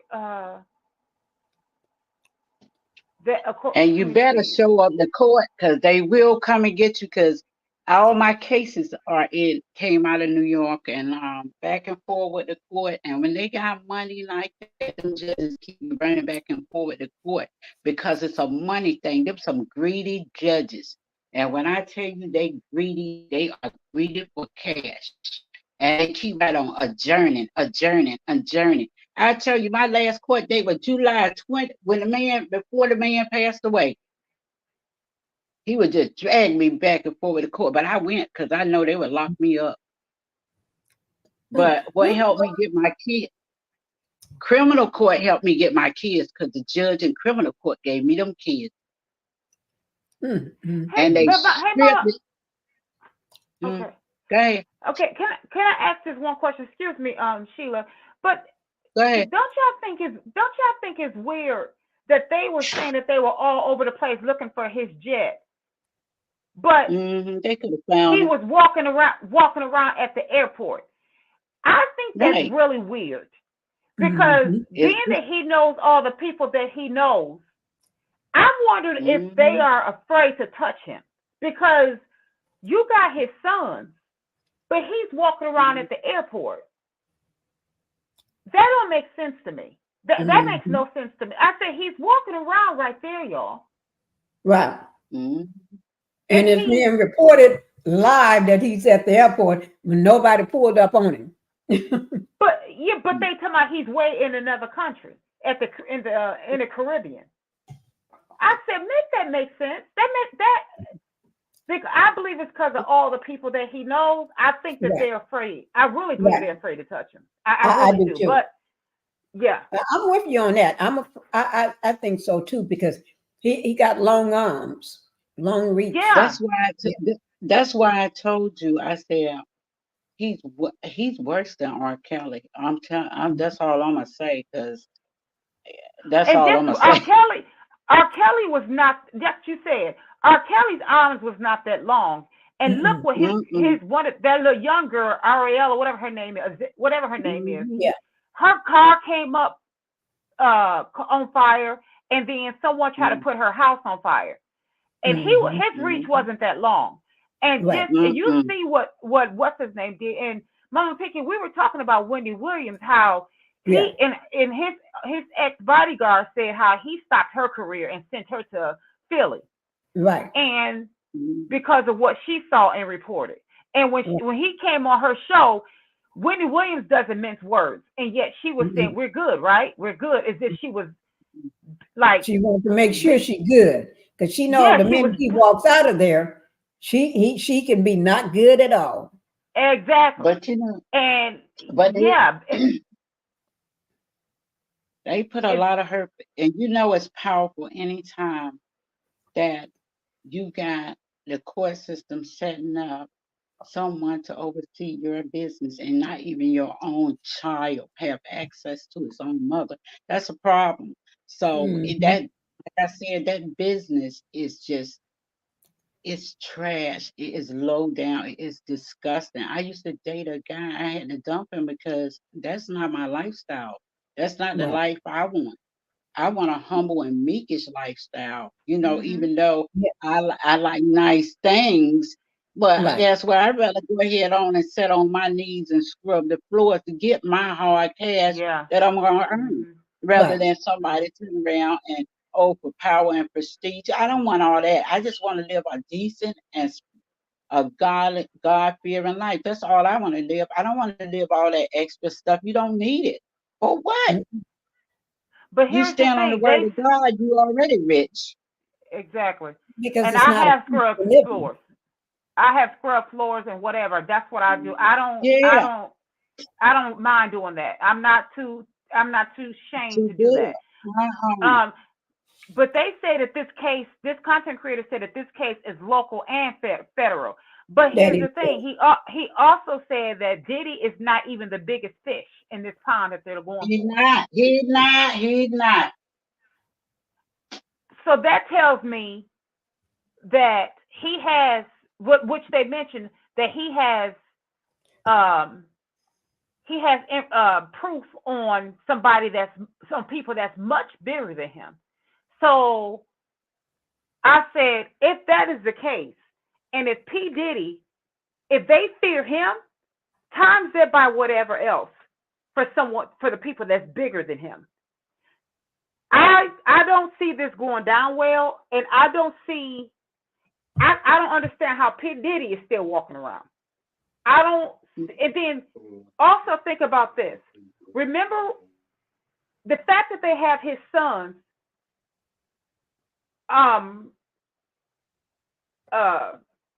involved.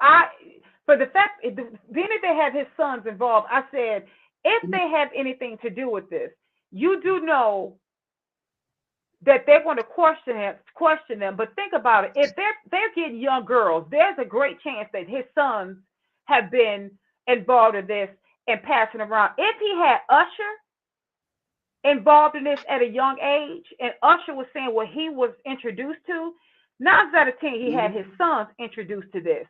And then, too, they're going to be connected to this. And remember when Lori Harvey was with his son and with him? So that tells me he was passing that girl around, too, Lori Harvey, which to me, in my mind, in my opinion, and this is my opinion, Lori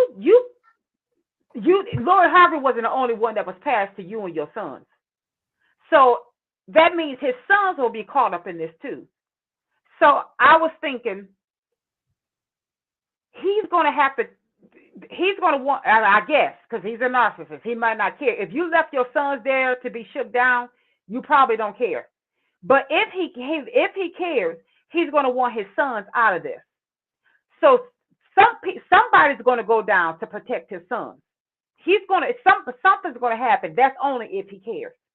But if he want to keep himself out of it and pass the buck on somebody else, he probably going to make his sons go down, which is probably why, I'm assuming, I don't know, this is my opinion, which is probably why he left and left his sons there to take some of the, heat off of him. I don't know. This is just my opinion. But I was just kind of like looking at all this from all angles. But it's a mess. I don't know. But anyways, we can end it here. I picked up on some other stuff, but we can end it here. So it's crazy. I don't think his sons have anything to do with it. I'm hoping that he didn't get them caught up in anything. And if they didn't do anything or have anything to do with it, they need to just let those kids go. They said they was just being detained, but being detained, you shouldn't have yourself in handcuffs once they figure out who you are. And I think they did that. Let me just say, I said what I said. Hello and good morning to you. Hey, I said, yes. How are you? Yes, thank you. And we have Sonia James been saying some good things as well. I said what I said. We're talking about the P Diddy. If you want to come up, I'll drop the link. But if not, you're welcome to sit down in the chat and voice your opinion. Oh my God, I tell you. Oh, but you know what? P Diddy. Let me just say one thing. I watched. Now, some men may be a no good dog, right? No good animal, no good snake. But I noticed he seems like he loves his kids. Now, I can't say the same for Martell. Martell don't love nobody. But for some reason, what I see, but that can all change in a heartbeat now. But if go ahead, son. I don't mean to cut you off, but let me ask you this, Mama Pinkie. Okay. He seems to have some type of emotion. Right. So let me ask you this: if he did love his kids, and I respect your opinion, I do, but if he did love his kids, would he expose them to all of that for one, and would he have taken their mom from them if he did? And this is just that is a good question again. You making me think. See, I didn't think about that part about the mother that was taken away. I asked that, and again, I totally respect your opinion. I asked that because not only the fact that he took them and put these kids through grave trauma, but then to think about it, add on to that is the fact that you took not just their mom, but especially the same-sex mom of his twins. Because a girl definitely needs, if you add layers onto that, now they have to grow up without their mom, and then you keep putting them in the middle of all of this, just the cesspool of information that's on the internet that they have to see and hear and go to school. It's just layers And of layers of disgust. myth. Yes. And now on top of this, they come home from school because this happened in the middle of the day. And I'm assuming that they're in school when all this hit yesterday. Right. So now They did. they're having to deal with this. And now they're about to understand. And this is just, I'm just putting this out there. I don't know. We don't know. I'm But glad I'm you just putting it now, out there. yeah, and now they're about to learn that really soon as to how their mom and who their mom was unalived by. Unalive by. Yes, that is true. It's about So to be if he confirmed. really Yeah. loved them, he would have never done that to the mother of his kids. Two twin girls that really needed their mother, and Yes. would not be doing doing what he's doing, because any moment he could be locked up like R. Kelly, and who would be taking care of all these young kids that he got? Because he got some young ones. He even got some young ones. So you're right. He's a narcissist. Okay. Yes, and you know what? And this is going to be so morbid and gory, what I'm about to say. But let's just say it. Let's talk about it. Let's talk about it. Okay, so you do know you reap what you sow, and payback always spins the block. Okay. Mm-hmm. Unfortunately, he didn't set his girls up to meet another him. I'm so sorry to say it, but it needs to be said. And guess what? He's not going to be around to protect them. His arms are no longer that long. He just cut his arms off to protect his babies. And those two girls are about to meet another him. I promise you that. And the boys be raised in unhealthy boundaries. And when you see what your father doing, they know your father's big, and they know some dirt. He got some grown sons up in there. They might not babies. Yes. Right. Those two boys, I think they're over 21. Yeah. And just look like the oldest son that looks just like he looked like his identical twin.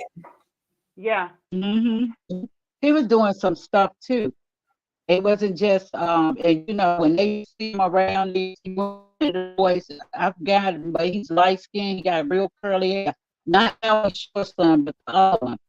That's the one named, I think it's Justin or something. King is the one that looks like him. Justin was doing things that his dad was doing too, because he was brought up on charges. Because you know, they did. He is stupid by any stretch of the imagination. Sheila, it sounds like you're breaking up. Close. Yeah, you're breaking up. Yeah. Okay. Yeah, she broke up, but you're willing. You're able to come back up. My link is still in the chat, Sheila. Okay. But you gave me food for thought, Sun Kiss, and that's why I needed you on my panel, because you gave me food for thought. Thank you so much. And the reason why I say that, I look at the whole picture, and this is this is why it makes me so angry when parents do things and they only think about themselves, because you set yourself up not only to get payback for yourself, but you set it up for your descendants to have to go through that mess too. It infuriates me that narcissists only think about themselves and for the moment. Okay, I'm starting to shake. I'm really starting to shake. It makes me, it infuriates me, because those babies, they are so beautiful, and they are Kim's mini me's. They did not ask for this. They didn't ask for that. Can y'all see me? No, we know you're up here. We just see your avatar. Yeah. I dropped and the thing is, that is why what's his name? Jay-Z started crying when Blue was born, because you know what? He was no doubt happy that he had a baby girl. That wasn't his first baby girl, but here's the thing. He knew what he had done to other men's baby girls. He knew. Those tears held guilt. Those tears held, oh my goodness. Those tears held, my day is coming. Those tears held, you got to live my payback. I'm telling you, and unfortunately, these males, these dogs, are going to pass all of that down to their baby girls, and that's what makes me angry. Because unfortunately, what my egg donor did, I had to live her payback. I'm telling you, that's what infuriates me. And so I pray that I'm wrong. I pray with everything in me I'm wrong. I pray I'm wrong, but unfortunately, I doubt it. What I do pray for, Sunkiss, is those tears that he was shedding, is he see what all he have done to other people's kids, girls, and he's crying to say that because this child has been born to me. I'm looking at this baby's face, this baby eyes, this newborn baby. I am going to redeem myself. I'm going to give myself and redeem myself and take care of these kids like nobody's business. I'm going to love them. I'm going to protect them. I'm going to be somebody that not yesterday, but today, the day they was born, that they can look up to from that point on. And I'm hoping that is true. But also, let me just welcome, I said what I said. Thank you for coming up on the panel. And Hello. I'm so happy to see you. I see what I said. Well, good morning, y'all. Y'all talking about a different subject, so here I am. Okay. Yeah, we're trying to get this P. Diddy stuff. Oh, I know. But this is a year of revelations, ain't it? Yes, it is. Yeah. Year of revelations. You know, Melanie said that.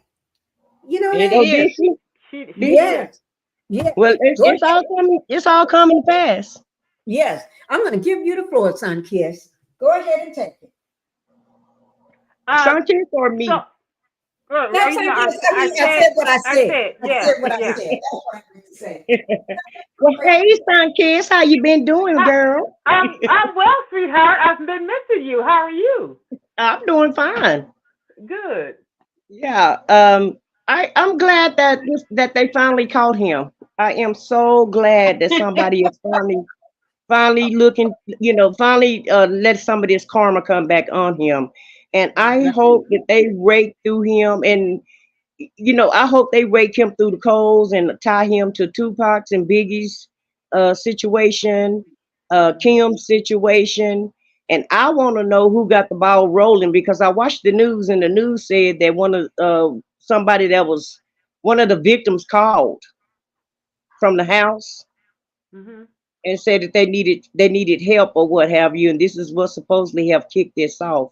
But nevertheless, I just hope that everybody that he's done something to, I hope everybody come out the woodworks, and I hope they nail him to the ground, because it ain't no cross gonna be involved with him. But I hope they nail him and catch him for every vile act that he's done. And not only did he mess his kids up, now I heard Sunkiss talking about that, and it is a darn shame that he got his sons and stuff involved in this mess. And he messed over a lot of people with big names. So it's not like it's just the everyday person or just somebody that he paid to come to his house or what have you. It allegedly, and it appears that he even had a lot of stars and music people that he helped. Well, I'll say promote, or that he hired at his studio or what have you.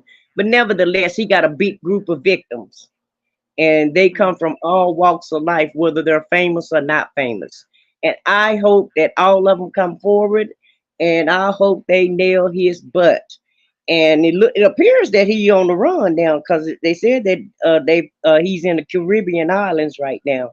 And I don't know if the Caribbean islands have extradition or not. I'm pretty sure we do, because they're pretty close to it. Yeah, they do. Yep. They do. They do. They look it up. Yeah. So they'll be able to extradite his butt back to America and let him face his consequences. And so it's a darn shame that he, took those kids' mother away from them, Mhm. allegedly, because we don't know if that's true or not. But it just seemed like everything that he touched turns to crap when it comes to something like that. He can either make somebody on top, or he could put somebody 10 feet under, Mhm. and that's his range. And so all them people that he put 10 feet under, I want him to pay for that. I really, really Yeah. do. Mhm. You're gonna pray Mhm. anyway because you can kill the body, but the spirit you can't kill. So like God sees everything. They coming. It's definitely coming. Like I said, that veil has been lifted, and that's for everybody to see. So those that do not see, that means that you are really blind. Mhm. People blind by fame, money, fortune, and Right. all those type of things when we are human beings. And Right. we don't have the right to cause hurt and damage. We might hurt and damage for a little while, but it ain't forever. And you can believe Mhm. that God is forever and they have to pay. So they're not getting away with nothing anyway. Mhm. Well, So, when you have they gonna money, continue when to you do have it. money, you feel like you're on top of the world and you can do anything you Yeah. want to. Right. And that's what the Mm, problem is. mhm, Money just bring whatever is in you, it brings it out. Mhm. And it show mhm. you the money and the power, it show you who your character is. That Yeah. is true. I mean, it lasts for a little while, but where they smiling and grinning today, but they gonna be crying tomorrow. And they tomorrow is coming. Yeah. Remember when he had that So, temper tantrum? I get what I want and all that. Had a temper tantrum, mhm, throwing things mhm, around.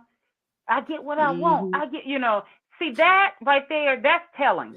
And then before he mhm, got fired from wherever it was, remember they said he would come in with no shirt on, with chains around his neck mhm. at the board meetings and stuff. See that, uh, see that it had to start from somewhere, and they had to let him go. And you would think that that would have humbled him and helped him to see, well, I need to, pipe down and redirect. And, that was a learning lesson.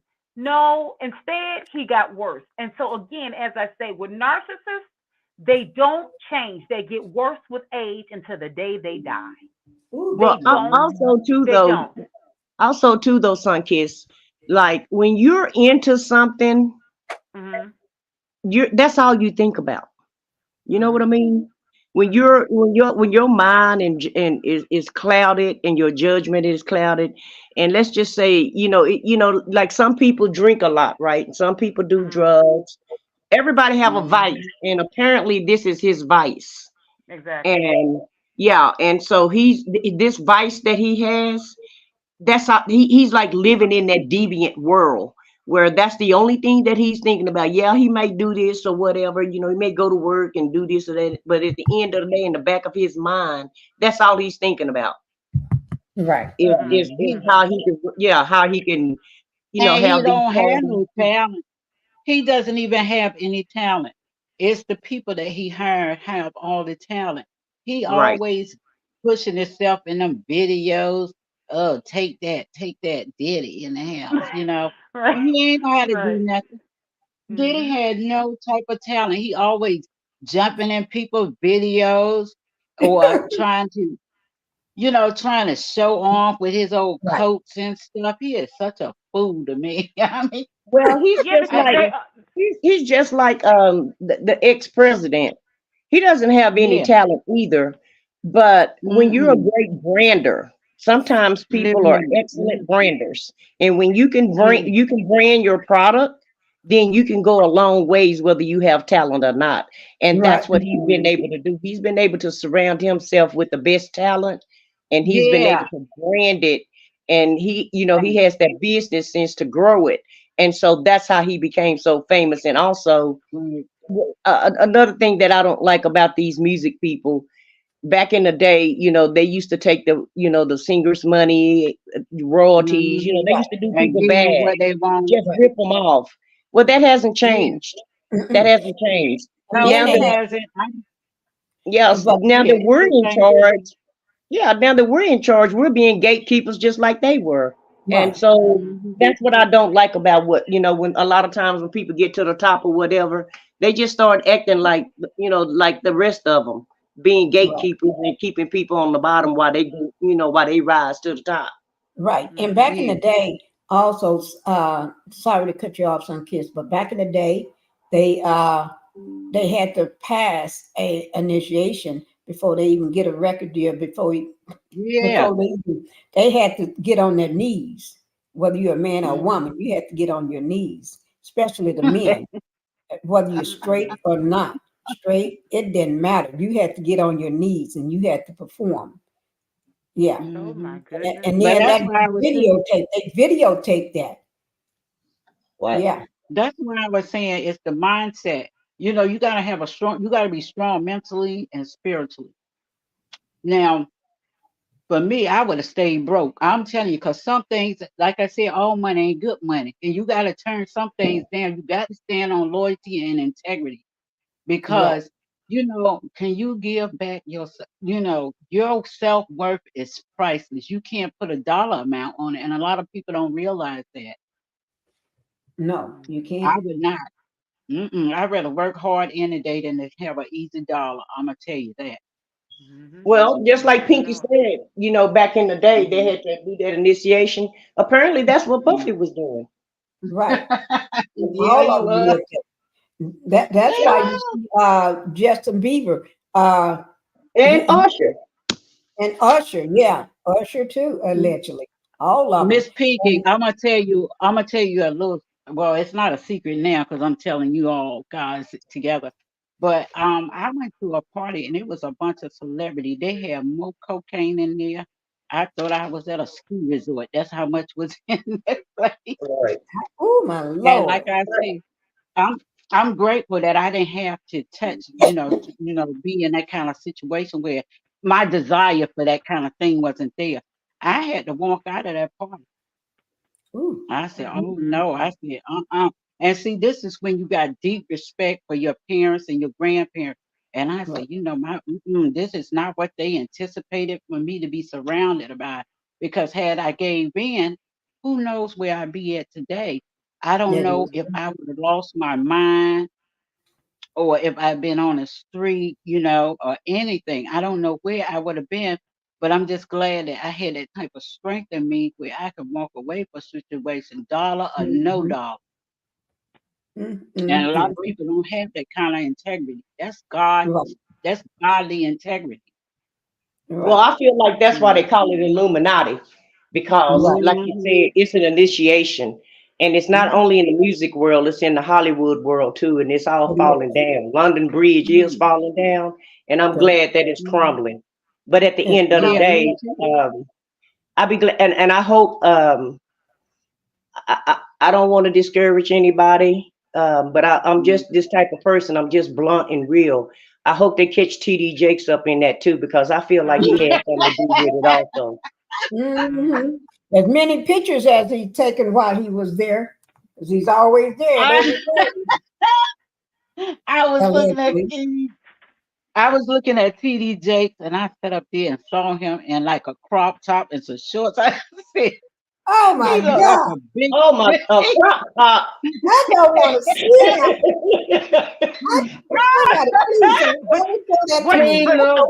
it.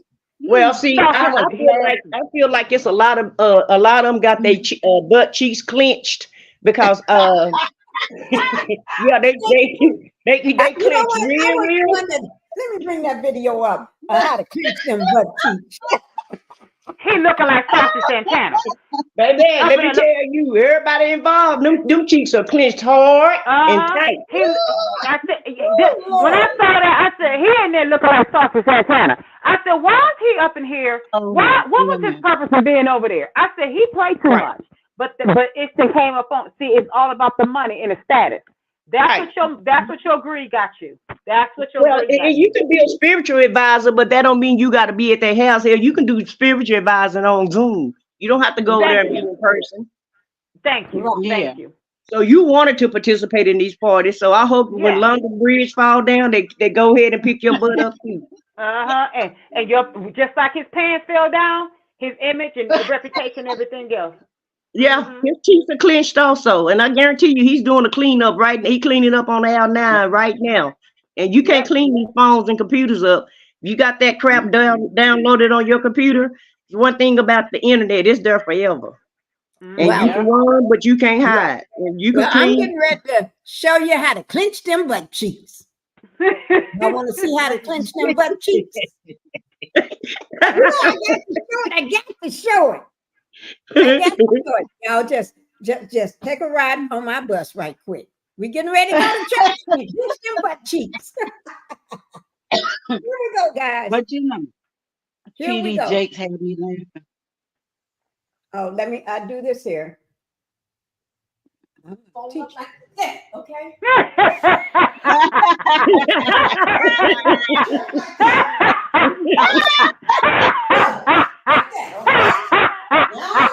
There you go.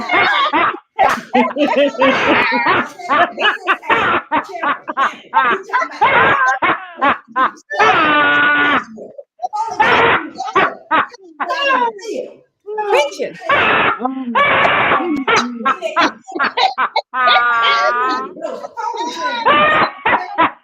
Like that, okay? So that's what I'm going to do.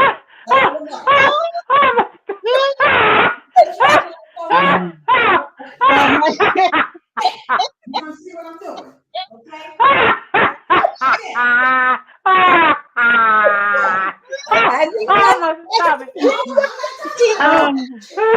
Oh my stomach. That's exactly how they feeling right now. When nobody got in that butt. And Pinkie, you play way too much. I just want to see, but if people know how to clench them butt cheeks, then that man would have never got up in them butt cheeks. I just Oh my goodness. Yeah, thinking about when he was getting swallowed up. So you know, all that swallowed up.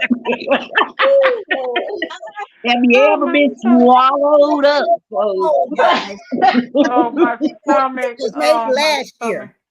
That was Sheila, you okay? Oh my stomach.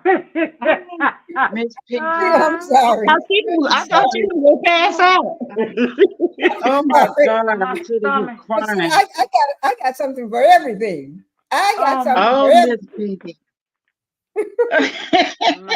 I don't want to offend nobody, but that's just how I feel about it. You know, I feel like them cheeks are clenched, and not only Jake's cheeks are clenched, there's a lot of cheeks that's clenched right now.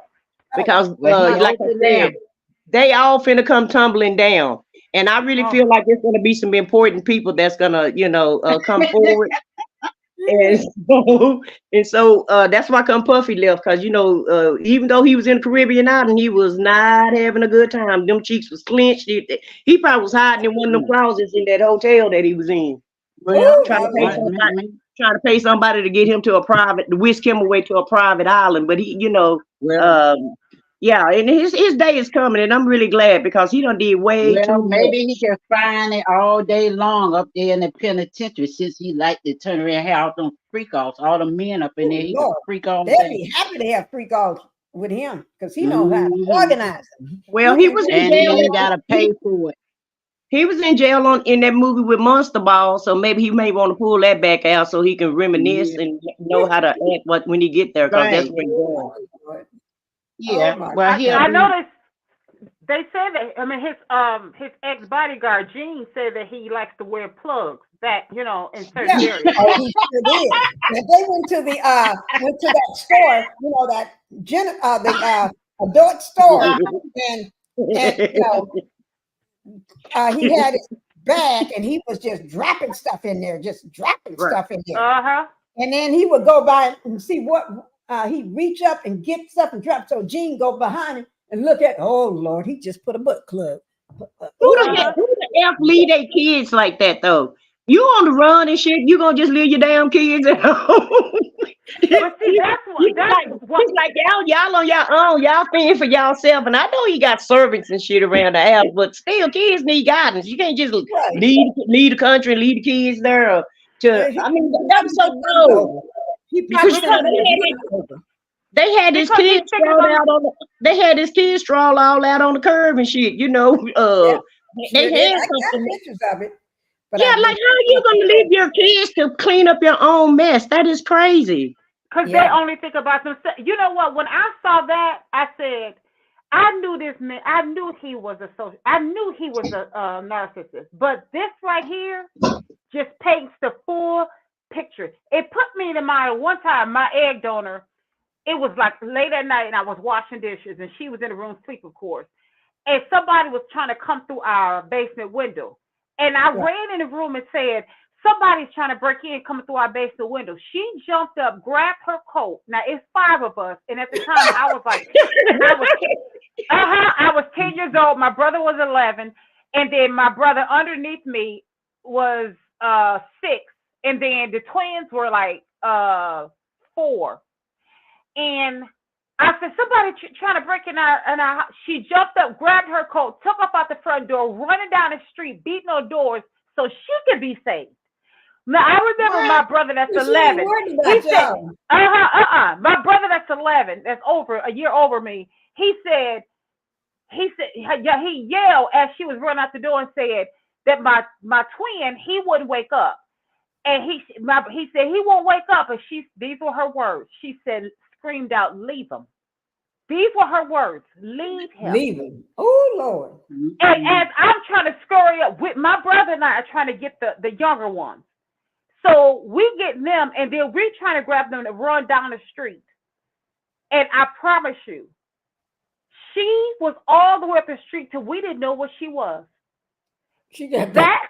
They got a She left. That she was gone, and she got mad because one of the neighbors wouldn't let her in. Not us, her. Left y'all there being for yourself. And she had a problem with the neighbor because the neighbor wouldn't let her in. I promise you, to this day, she has never explained. And when I saw that, when I saw his son being detained or being cuffed, and he was somewhere pacing somewhere, and he just left them behind, that triggered me to go back to that moment. I said, if I ever thought he was a narcissist, if there was ever a doubt, I said that right there sealed the deal for me. He don't care. It's all about him. That's what they do. They don't care. And that takes me back to the time when my brother wrecked the car, when this guy had a pow to his head, and he came home screaming, saying, you know, he got robbed. The guy had him in the car, and she said, did you wreck the car? Not did he harm you? Not are you okay? She said, did you wreck the car? This is what this is. You just gotta laugh and shake your head. That they don't. He said he howled out her name and said he had a pow to my head at night. To this day, she's never said, "Are you okay?" And that's her golden child. That was her golden child. Oh my God! If she don't care nothing about the golden child, you know she don't care nothing about nobody else. Well, child, the folks done took his other kids. The Popo had the child protective services done took the young kids, the twins. I don't understand. If he knew, why did he send a family member over, like his mom or somebody, family member, to go retrieve those kids? How about take the kids with you? Right. How about that? That was an inconvenience. That was an inconvenience. Unless he allowed the kids to live in one house and he lived in another one. Well, but the house kids there, it was said that allegedly that was one of his daughter's house. I guess because my thing is, I think he know things was going down. A lot of stuff I heard allegedly he put in his mom's name. He put it in. Putting things in kids' names, like houses and stuff. And I guess just protect his assets, because then you can't get something that's not his. Well, now think about that, Mama. Think about that. When he got caught the first time, when he paid Cassie that money, he probably already knew London Bridge was finna fall down. And I'm sure he went into action. That house think about that. It was said that it was the daughter's house now. But Mama Pinkie, when something that you value, you protect, right? Right. Whatever you value. Now, he protected material, but you leave your kids. Mm-hmm. Think about that. To face You all of leave these your problems. kids to fend for themselves. You leave your kids to go in state custody, but you make sure your material wealth is protected in their name. But some kids think about this. These are not regular. These are not the regular popo. This was Homeland Security. Yes, yes. And so these people are like, they're special agents. Can you imagine a kid going through that with with all these special agents coming They to ain't the carrying house? a little pow. They carrying the kind that's longer than their leg. Exactly. And they posted all around your house. You know, it's like a stakeout. Right. And Yeah. can And you every last and one of them got one. you know, regular, black kids are already afraid of the cops. Just think about these federal cops coming to your house like that. Yeah. You may And run cough. You may be yeah. be snuffing the ground. You be snuffing up dirt. You Well, make not to one be so cough. graphic, but I bet them kids probably pooped on themselves when they seen all of that happen. I They know I probably would were have. pooping and throwing up, and right, because I would if the cops surrounded my house like that, SWAT team coming in like that, I would be afraid. Because you know they bound to throw you down on the ground, whether you're just standing there. They did. You didn't see it on down on TV. the ground and put the knee on your neck. You didn't see it on TV. TV. They did do those kids like that. You didn't see it on TV. Yeah, they how sure did. They did do them like slammed that. that boy to the ground. No. Yep. Yes, they did things like that. You know they always ask, do you want something to eat or drink? I'd have been no, a depend. That's what I need, a depend, because I would have been using it all over myself. I know I would have, because that's so big. For us, think about how old are the boys? How old are the teenagers? Because they 20 over 21. And so in their eyes, these are men. They're not young. They not, because to us, a 21-year-old is still, to me, a child, don't know nothing. And they're young. I call them a young adult. In the eyes of a popo, even if you're 10 years old, they'll throw you to the ground. Right. And Because they objectify us. They objectify us. Yeah, And if we too big or too tall, or we don't, we look like a grown man. And I used to be afraid for my son because he's real big and stocky like that. And he's been big and stocky since he was like in the 8th grade.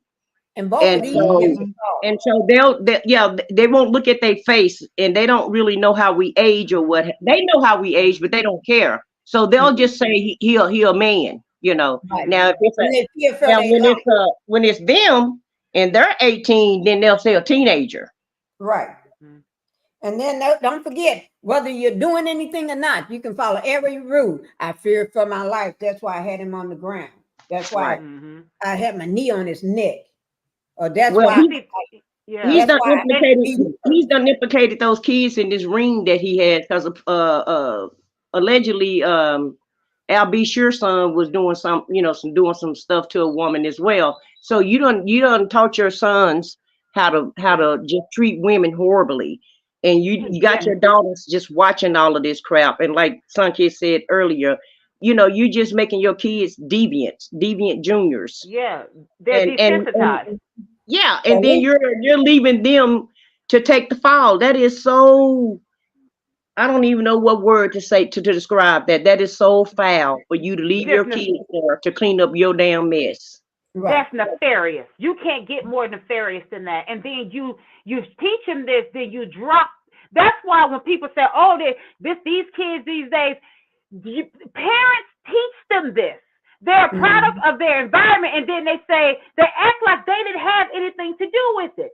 Parents have something to do with why these kids are the way that they are. What are you talking about? You act like you're oblivious to it. It blows my mind. Yep. He taught them this. Right. Sheila, I haven't heard from you in a while. What's going on? Sheila, is she on mute, guys? Yeah, she's on mute. Maybe she got a phone call or something. Okay. But go ahead, guys. But yeah, I'm just waiting for. I want to see what dominoes fall with him, because it's gonna be. I feel like it's gonna be a crew. Hello. That's gonna fall with him. Yeah, it's all. Can you hear me? Granny. Yeah, I don't know. yeah. It sounds like she on the other line. Okay. But you know, Hello? You said yes. the people that he paid to do this or what have you, they're gonna be singing like jaybirds. Because what them people gonna do is anybody that want to help them with the case, they're gonna, you know, they're gonna flip them, and they're not gonna get that much time or what have you if they get any time, and they're gonna be character witnesses. And Puffy need to watch out because if they can get Epstein, if they can get Bill Cosby, they can get Michael Jackson, and they can get R. Kelly, then Ninja, you're next. You just amazing, Weinstein. girl. Yeah, Weinstein, Bill Cosby, Russell Simmons, all of them. Yeah, and they Russell Simmons, they sent him a warrant too because he's running too because somebody filed a suit against him as well, and that's why he's out of the country, and he, you know, he's somewhere where we don't He have is extradition. going down next because there's information that Russell Simmons is going down next, and he is taking a shoot in his underwear. Well, I wonder what business adventure that Puffy decided that he wanted to get into, because in my opinion, they don't ever mess with you until you start trying to get too big for your britches. They let Cosby go on.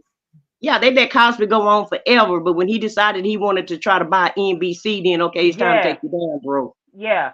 Michael Jackson bought the Sonny Masters under the Beatles, and so it's time to take you down, bro, because you're getting too big for your business. Because it's one thing about these good old United States of America. You can have all the money you want and fame and fortune, but when you start trying to dip your toe in the wrong water, then they'll make sure that they bring you down. It's just like politics. Trump was getting away with everything long as he wasn't trying to run for the presidency. Now he's trying to run for the presidency, so whatever you do wrong, it's gonna come out in the wash now, and that's how they do it in America, in my opinion. And it's true because they'll hold that. Let me show y'all this on Russell Simmons right quick, and while I'm getting this pulled up, Sheila, I haven't heard from you in a while. I'm going to get this pulled up. Can you hear me? Yes, I can. I'm going to go ahead and get this pulled up while you talk. Oh, I'm here. I was just listening. Oh, okay. This is about Russell Simmons. Also, he's probably going to be the next one. They've been trying to get him. I'm going to go ahead and pull it up for you guys, okay? Have y'all noticed that P. Diddy has aged? Have y'all seen? He looks really bad. He does.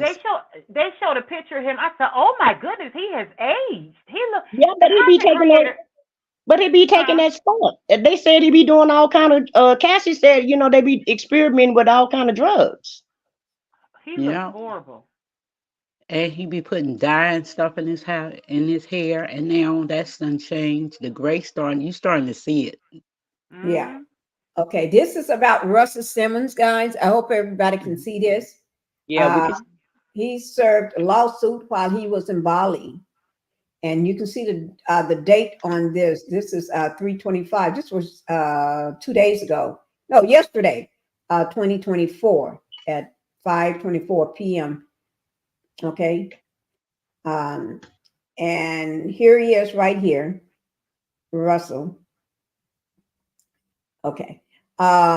Recent reports reveal that Russell Simmons, now residing in Bali, is still grappling with accusations of sex assault. I'm not going to say the whole word. I just say SA.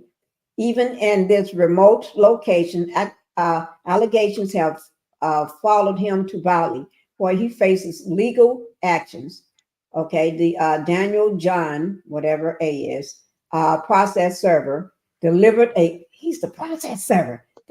lawsuit to Simmons on behalf of Drew Dixon, a former music executive. Dixon accused Simmons of defamation for blatantly denying her I'm going to say SA claims. Oh my God. Okay, basically, let me just get to it. Simmons owned by Simmons, March 5th at approximately 12:30 p.m. local time to deliver the legal papers. So he was served by the processor, okay, despite navigating through two security checkpoints. Oh, spent an hour searching for Simmons before finally locating him. Okay, whoever that person's name is. That dude's name is Ayub. Oh, that's how you pronounce it, Ayub? Mm-hmm. Okay, Ayub. Confirmed that the person he served was indeed Russell Simmons. Anybody know what he looks like? I can run up on him today. I know that's him. Okay. Unfortunately. Right. Yeah, we do. Can't nobody not. Yeah, but keep in mind, guys, he's in Bali though. So do everybody in Bali know who he is? Because he over there trying to look like a damn monk to me in that Easter suit. Right. But that's because he's speaking. But most times when you see him around, he's with this. It's not a type. It's some type of shout or shirt or shout thing with his beads around his neck and stuff. Yeah, he's trying to be Balian. You see, he got that lavender Easter suit on. He got the rosary on his neck, and that's what he's they call it. always been bald. So yeah, he definitely trying to fit in. He's trying to look like a monk to me. Yeah, I would think he looked like a monk too. They wear those type of garments that they supposed to be spiritual type people. Yeah, that's what I'm trying to say. Those garments. He's trying to look like a monk, but he acting like a punk. From what I'm reading. It's called deflection, son kids. Yeah. Oh my God. Hey, you know another one that they're gonna get too, but they waiting for Beyonce to make her move. They gonna get Jay-Z too. They next. And you know what else is? I feel like Blue Ivy. You know how Will Smith kids just kind of went crazy and turned against their parents? They have went crazy. I feel like Blue Ivy gonna do the same thing because she's already acting like she's way too grown. They got her looking grown, and she act like she has that attitude where she don't. She has that attitude like my parents can't really tell me anything, and I done seen a lot of shit from my parents, and so they better not say nothing because when they move, I'ma move, and I'ma talk. They make one wrong move, I'm going to them people because there's one thing that these kids know today. These young kids. The school done taught them all them alphabet letters for the people to call when they feel like they in danger or they feel like their parents too angry. The parents can't do nothing to the kids no more because the school done taught them how to call all the popos in every jurisdiction. They teach you how to call a popo.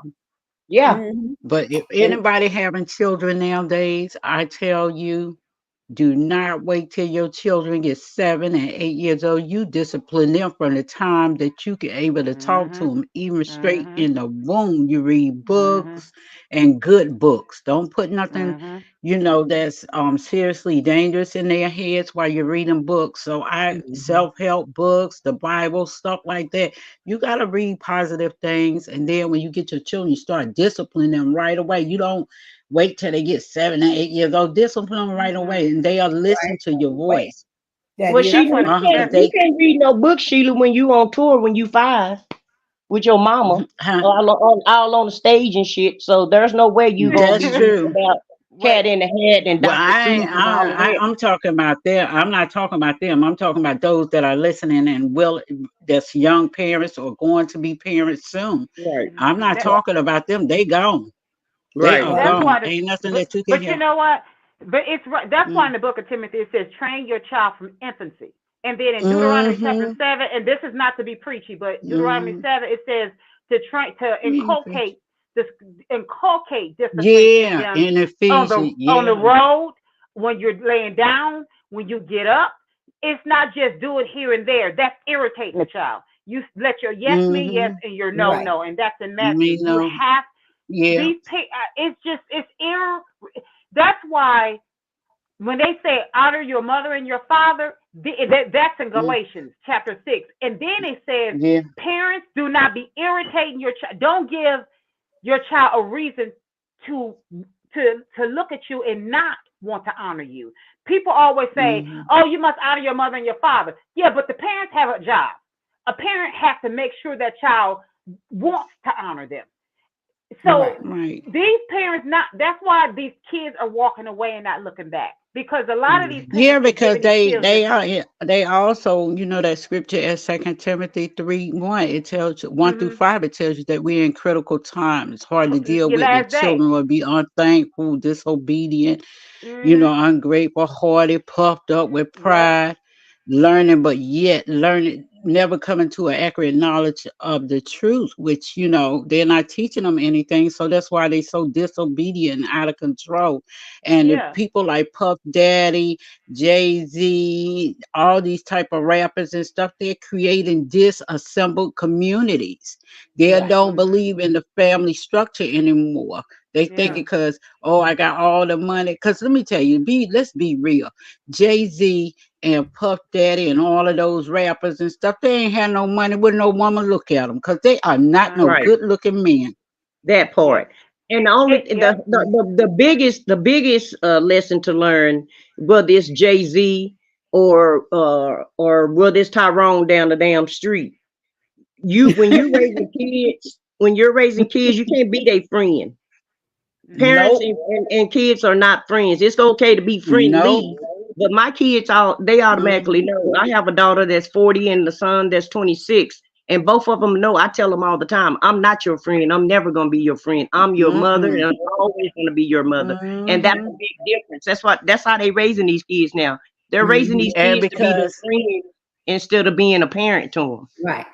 I agree because when a parent, I agree with you because when you teaching your children or training them, when a parent have set the rules in place, because every household has a leader, and like they said, God constructed all things, so He put us in place. We are the authoritative figures in our children's lives, and we have to represent such. So when I learn rules into my home, and my children have to obey my rules, and you know, these parents, they don't give them no rules, no structure. Don't let them show them that there's no boundaries. And then when they turn around talking to you out of pocket, and then you looking at them, I don't know why he talking to me like that, because you'd already trained them. You ain't even got to say anything to a child. Child watching your actions. That's how they learn. You are the first teacher that your child will know. Well, we see Well, that when with people say, we when see people that. say, oh, I'm sorry, is that, go ahead, I'm sorry, I don't know who's talking. Oh, that's I'm sorry. okay. I was going to say we see that with coleslaw and Marty Martell. That child haven't learned a thing, and that child he has Mama beats Pinkie. his mama upside the head. But he has Mama Pinkie. He has learned. He hasn't learned what he needs to know. He hasn't learned anything that's positive and healthy, but he's learned. He's learned everything that's bad from them. He's learned what his dad has been doing to her. He's learned what she has allowed his dad. So the thing is, we do learn.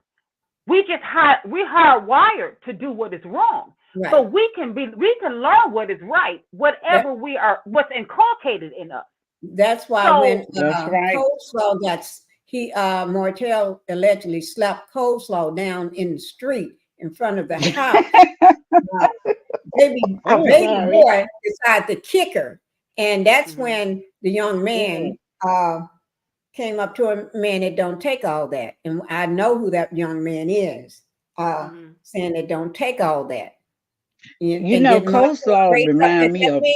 He did nothing but told her to get her butt in the house. He didn't say nothing to this young man. He didn't say nothing. Nothing. He didn't even flinch an eye at him.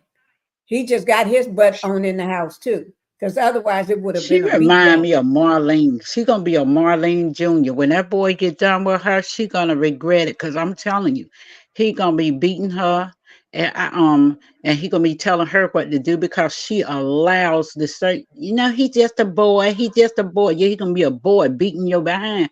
You better get him straight. I got 4 sons. And none of them ever raised their voice to me. I got one son. He's so proper. It's so funny. And I'm going to tell you his word for me. One day he got so mad at me, he turned around. He said, "Lady, have you lost your mind?" And that was the extent of his anger with me. And I told him I had to apologize. I said, you know, I'm not too big to apologize. I said, you know, I was wrong. Had to catch myself about it. But my boys, they don't curse at me or say anything disrespectful, or even to other women. Well, Oh, that's that because you raised them right. And right. my son the same way. My son got mad at me, Mhm. and my son is double my size. Double my size. Yeah, But that's I'm what not I'm afraid. saying. We got big But I'm not sons. afraid of him at all. I'm not afraid of both of my kids. As a Mm-mm. matter of fact, both of my kids are bigger than me, but I've never been afraid of them. And they always Mhm. knew who was in charge. And when my son started smelling himself about 16 or 17, he just told me, he said, well, Mama, I don't want to disrespect you, but I don't want to, he said, I can't live by them rules you're trying to give me. I don't want to come home at 10 o'clock. And I was like, well, son, you need to go find your own house. Once you stop listening to Exactly. your mama, Right. then it's time for you to go Mhm. get your own Go place. get your And we house. talked Yeah. about it, and he said, I don't want to disrespect you. I'd rather just leave and walk out. Him and his sister Mhm. had an argument, and it got to the point where he got to the point where he really wanted to retaliate against me. He said, well, Mama, and I was moving at that time. He said, Mama, I want to finish helping you pack, but I gotta go because I don't want to hit no female, and I don't want to hit and she my sister, There and you I don't go. want to be disrespectful. I know it's gonna get you upset, so Mhm. I'm just gonna leave. And that's what I taught him. I taught him, don't you ever put your hands on a woman. You can always walk Mm-mm. away. That's right. There's no need because That's you can't right. raise nobody. Everybody, when you meet people, they grown. They don't need you to re-raise them. And so you don't want no woman putting your hands on you. So you make sure you don't put your hands on a woman. And that's Mhm. what parenting is all about. It's about Right. teaching your kids right and wrong. So Exactly. And I'm it not Right. ain't saying that all your about. kids, yeah, your kids ain't gonna be perfect no matter what you do, because I know I was a good parent. I wasn't out there shaking my butt or what have you. I was at home with my Right. kids. But they You know still went what? And out there and did what they wanted to do. My husband, he thanks me all the time. He's been doing this for years. Thank me all the time that I gave him a son. He said, I got a perfect son. I got the best son in the world. When I say that, my son is like, he is the most gentle, the most loving, the most kind. Mhm. Never been into anything. When I say people gravitate toward him, they gravitate. When I say people, he's been in places where people would not even imagine because people gravitates to him. He have been around the housewives of Orange County at their parties with them. They don't know him from Jack Gillam or nothing, but he's all hugging Mhm. up with them. All the supermodels that's and for HP, what is this? HP computer company, the CEO always get him a VIP suite, and one time had him to come and suite in this big massive suite, and he had a room in the same room that they had, and they don't know him from Jack Jill or anything. But once he signed the contract, once they met him, they fly him everywhere they go and treat him just like he's one of the Zets. Years ago, uh, this is years ago, when I used to work, right? And I was working at this company. I used to tell them, because I didn't have to work, I told them I could work here for free. I used to say it all the time. And they didn't understand. I would get up out of there and just go. I'm not walking, I'm getting in my car and go home. And they would be calling, where you at, Pinkie? You coming back? And I said, no, I quit today. I would go in and tell them I quit every day, or at least a couple times out of the week. And they would ask me to do something. I said, that's not part of my job description. I'm not going to do that. I don't take calls. They would look at me like I'm crazy. And because they knew I didn't have to be there. But the CEO of the company actually, my son would go sit in his office. He was young. He was barely 20, 21. Go sit in his office. They would give him a pass to get so he can go through the entire building. He would go sit in the office with all the CEOs, the president of the company, sit and laugh and talk to him and everything. And people used to ask, why is this young kid all over the place?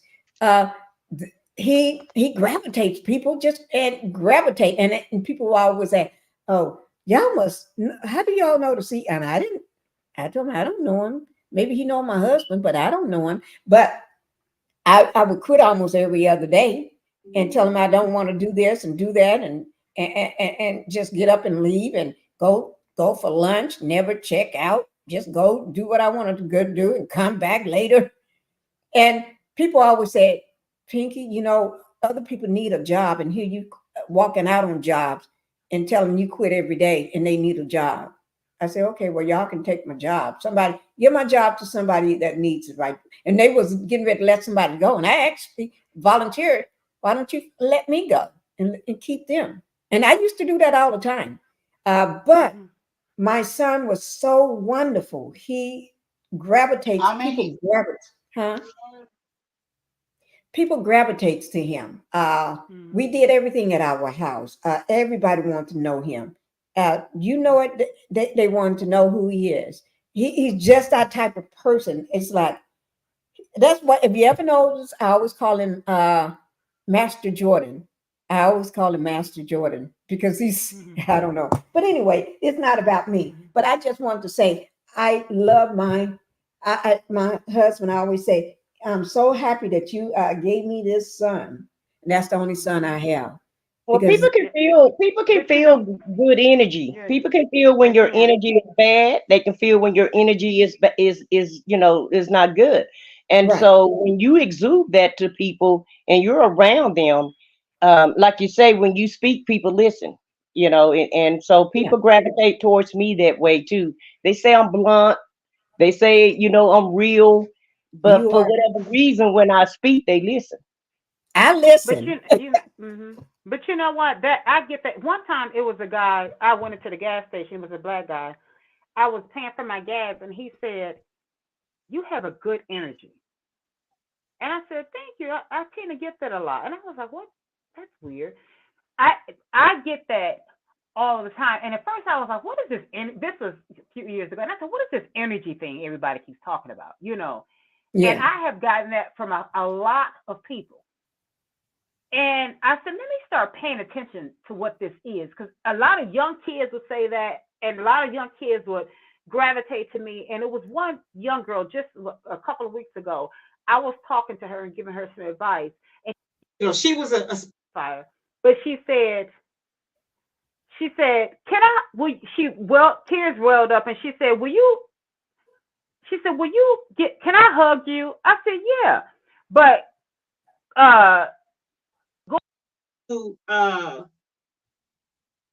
to raising boys and all that. I raised my siblings, even my older brother. Okay. They never disrespected me. They never, and my brother was a drug kingpin. Never Ooh. cursed him. But he showed much respect, I bet, to you. Much respect. Never cursed in front of me. Never. They never disrespected me. But even my brother, when he was 17, the one that's 4 years under me, he got smart with me. When I got done slapping him upside his head, never disrespected me. Never done it He never again. disrespected me again. She done slapped him upside the head.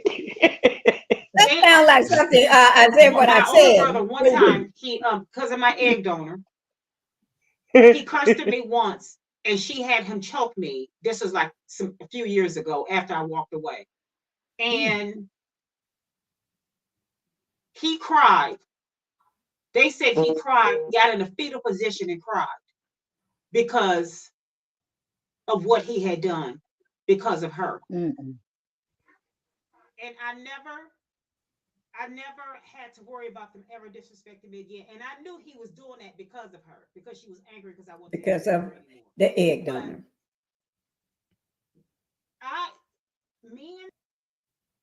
Whether they're your mates or whether they're your siblings, whether they're your sons, they could be your neighbors or whatever. If my phone keeps ringing. Yeah, you keep going in and out, but we can still hear you. I'm a firm believer that you teach people how to respect you. Right. Because we always hear you teach people how to treat you. And I always say that that's not always safe, because A lot of women are not raised to teach people how to treat them because they don't know how to treat themselves. They don't know what it looks like to teach people how to treat them properly. Because that's smeared, because a lot of women are broken because of how they were disrespected growing up or how they were mistreated growing up. So you could teach a person how to teach you improperly. So when you learn how to teach yourself properly, then you teach people how to do that properly. But when it comes to respecting yourself and setting boundaries, when you teach that opposite sex how to treat you respectfully, they're going to meet you there. So my brothers, they wouldn't let their friends cuss in front of me. They treated me like I was their mom because of, how I raised them. And I never had to worry about them treating me less than. Well, let me tell you something about that. Before they respect my egg donor, and she hated that. And I told her, my last conversation with her, you're upset because you threw me your life limits, and I made sweet pink lemonade with it. And that I now know that that's what you were challenging me with. You were jealous of me because of that. And I was not their mom, but I was honored as if I was their mom. And so it is true. It is an honor. Let me say something about raise that. Sons or raise men, and then they in turn thank you in the way that they may treat you. So although I've never had any sons, I do know what it feels like to be honored in such a way. So I can say that much. Well, some kids, I raised my sisters and brothers also because my mom was at work, but I didn't have that type of relationship with my mom. My mom was very loving, and she just taught us a lot of life lessons. And sometimes she was married and sometimes she wasn't, but it was one thing that she always taught us, and that was just to love one another. And she always let us know that she loved us. I helped raise my sisters and brothers because I felt sorry for her, because she had all those kids and she was, trying to raise us. And so I just thought I'd help her out. But as far as your brothers and stuff go, normally whoever raised the boys, that's their very first love. You're teaching them how to love another woman. So since your mother didn't do it and you stepped in and did it, that's why they're able to treat women the way that they treat them now, because you taught them. They was in love with you first. That is true. And you taught them how to love you. So that in turns taught them how to treat women. And people just don't really realize when you have a son, Pinkie can relate to this. When you have a son, you can't get rid of your son until he get about 6 or 7 years old. My son followed me to the restroom. He followed me to every room. He would sit outside the restroom door until I got finished, and then wanted me to show him attention or what have you. So it's very important to teach your son at a very young age, like you said, how to treat women, how to respect themselves, and just teach them how to act. And so when you a good example for them, then you're teaching them to get out there in the world and be good to the women that they're with, not treat them like Puffy did. So apparently Puffy didn't have no good parent, in my opinion. His mother didn't teach him anything. She didn't teach him anything. But she didn't have no relationship with him at all. You could tell she didn't have a good relationship with him because of all the vile stuff that he done to everybody else. Because you can rest assured, he done did all this to people, so somebody probably did this to him. And instead of but you have to look at therapy, but instead of the fool going to therapy, you have to look at his mom.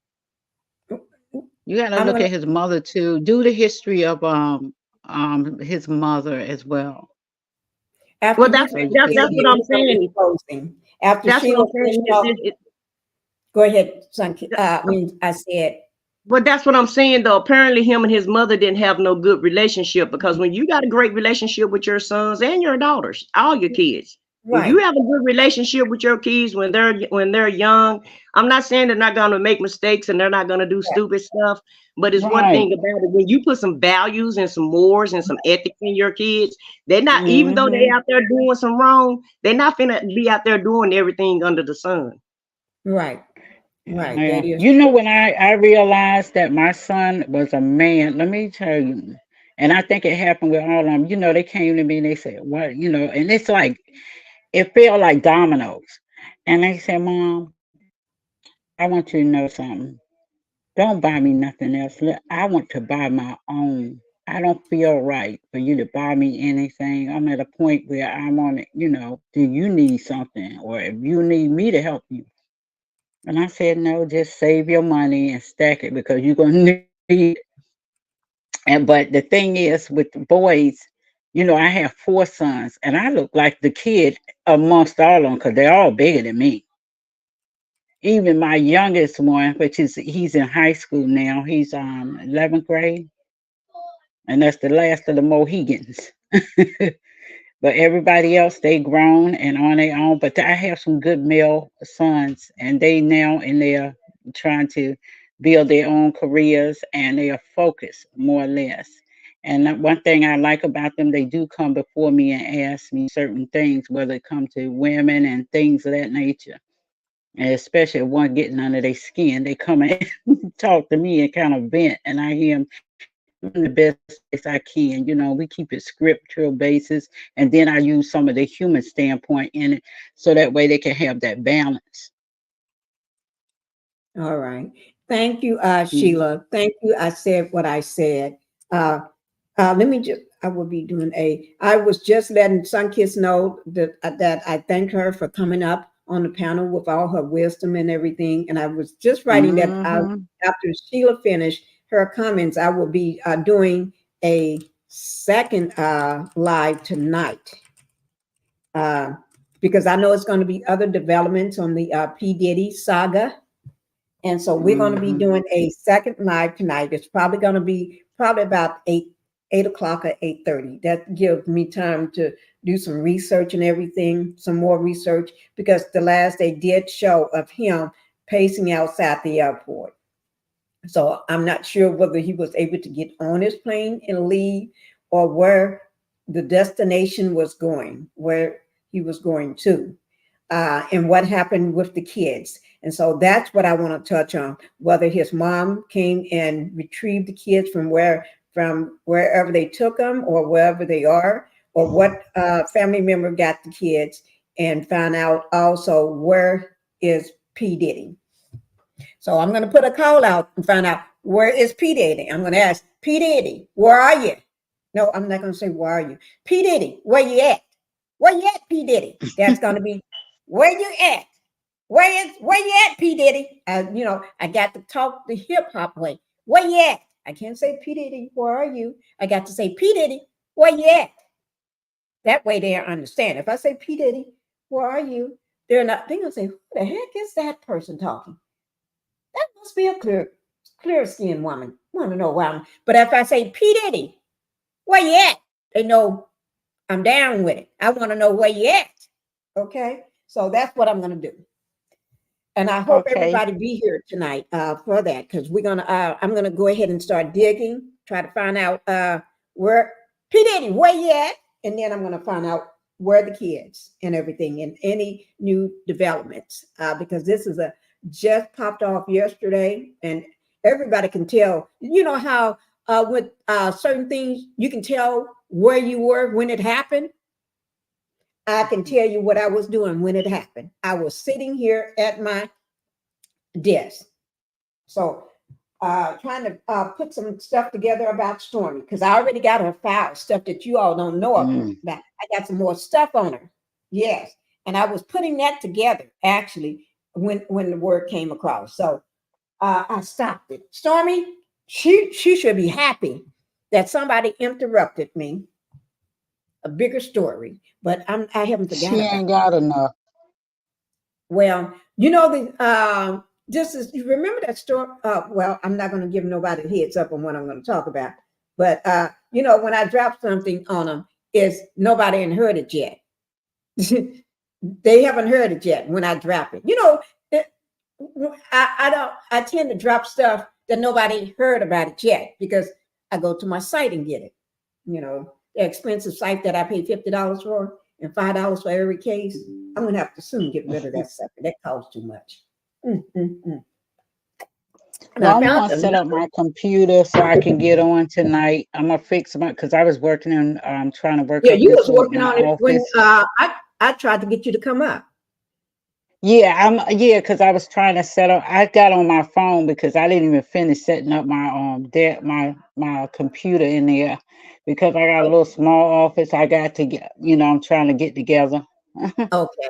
But Yeah, go I ahead and don't get want that. to never be a content creator. I do not want to be. I like the job I got and my little side gig. I'm doing fine. I Well, don't want you know that. what I I don't said. mind This getting is on the your panels first and supporting. Sheila, tell her Huh? I said what I said. This is your first time coming up, isn't it?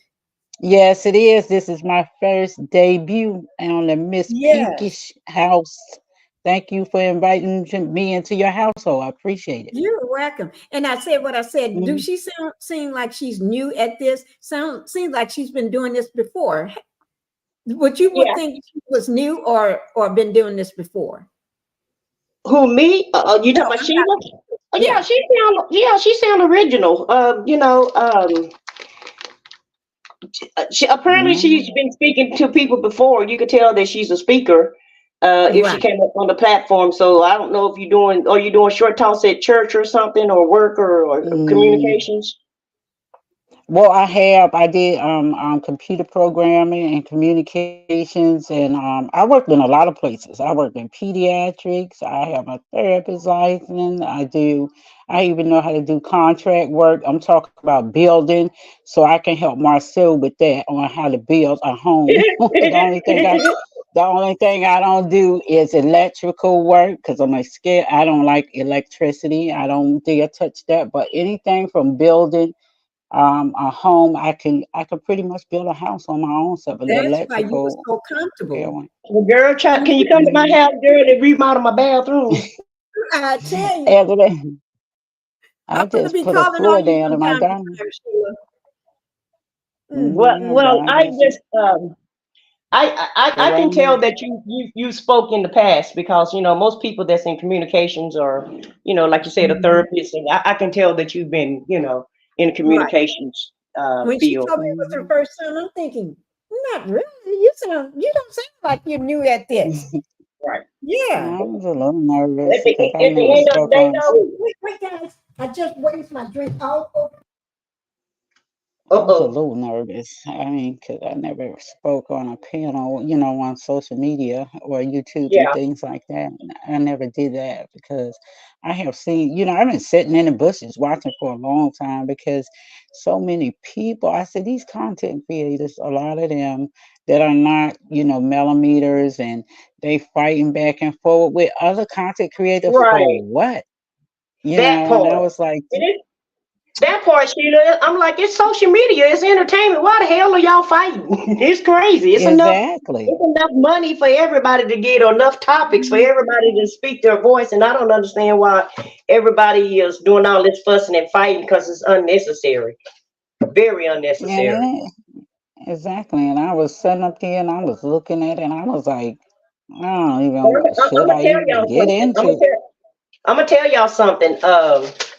Puffy better watch out, because Kimora is not on his side, and that's who She know sure where ain't. a lot of that's who know where a lot of skeletons are.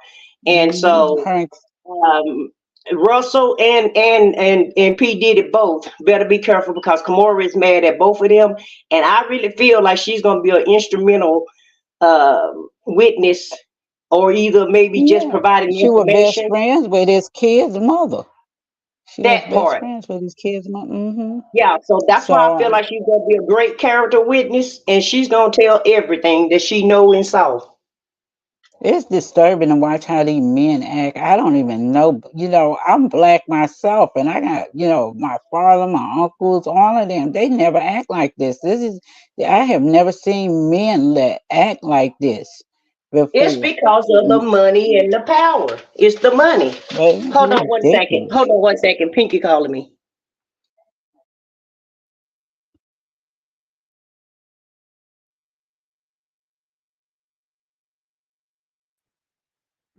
Mm. Son kids. Hello. I had gotten a call, so. Yeah, I know about them calls. That's why I'm gonna try to connect to my computer from now on. I ain't getting on the phone because you get calls It seems because like of the that's when you get calls all that your. come sometimes. It seems like that's when you get all your calls when you get on the live. Huh? I said it seems like that's when you get all your calls when you get on the live. If you use your Exactly. phone. I be like, they won't check in before me before then, I know. But Yep.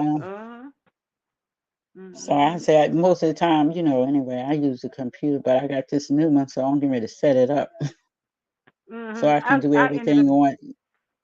Yeah. Go ahead. I got a laptop. Actually, I ended up getting two. But I'm gonna give one away to someone that needs one. So I don't need two laptops. So I'm gonna have to do everything but that, and I'm gonna start using that. But I'm always Yeah, putting it up because I'm not really into technology. computer I'm still savvy. old school. Yeah, computer savvy. I'm not. Can y'all No, hear I'm me? not. Yeah. Uh huh. Can y'all hear me? Yeah, we can. Yeah, Okay, Pinkie yeah, said we can hear you. Pinkie said that she spilled drink on her computer and she can't come back up. Woo! So she said let's just do the final thoughts and then she want me to close it out Yeah, for her. she better hurry up and take care of that because that when you spill drinks out there, it'll fry up the circuit board. It No. sure will. Yeah, Exactly. it will. It'll It'll fry up the mess it up. circuit board. My grandson did that to me. I was cleaning my house one day, and he saw me with the surface cleaner, and he sprayed.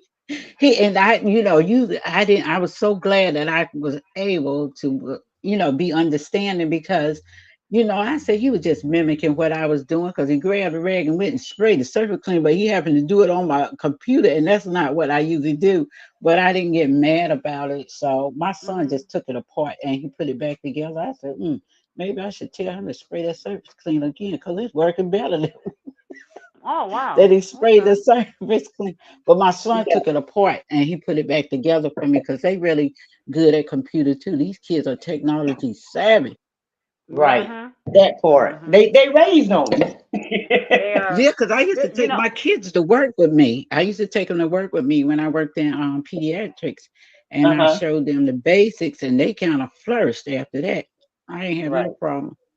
That My part. doctor But said his grandkids like that. He said it's like they could be born with their index finger pointed out. I fell out laughing. I said it's true. exactly, Yeah, these it kids is. are they come out knowing everything, and I so know.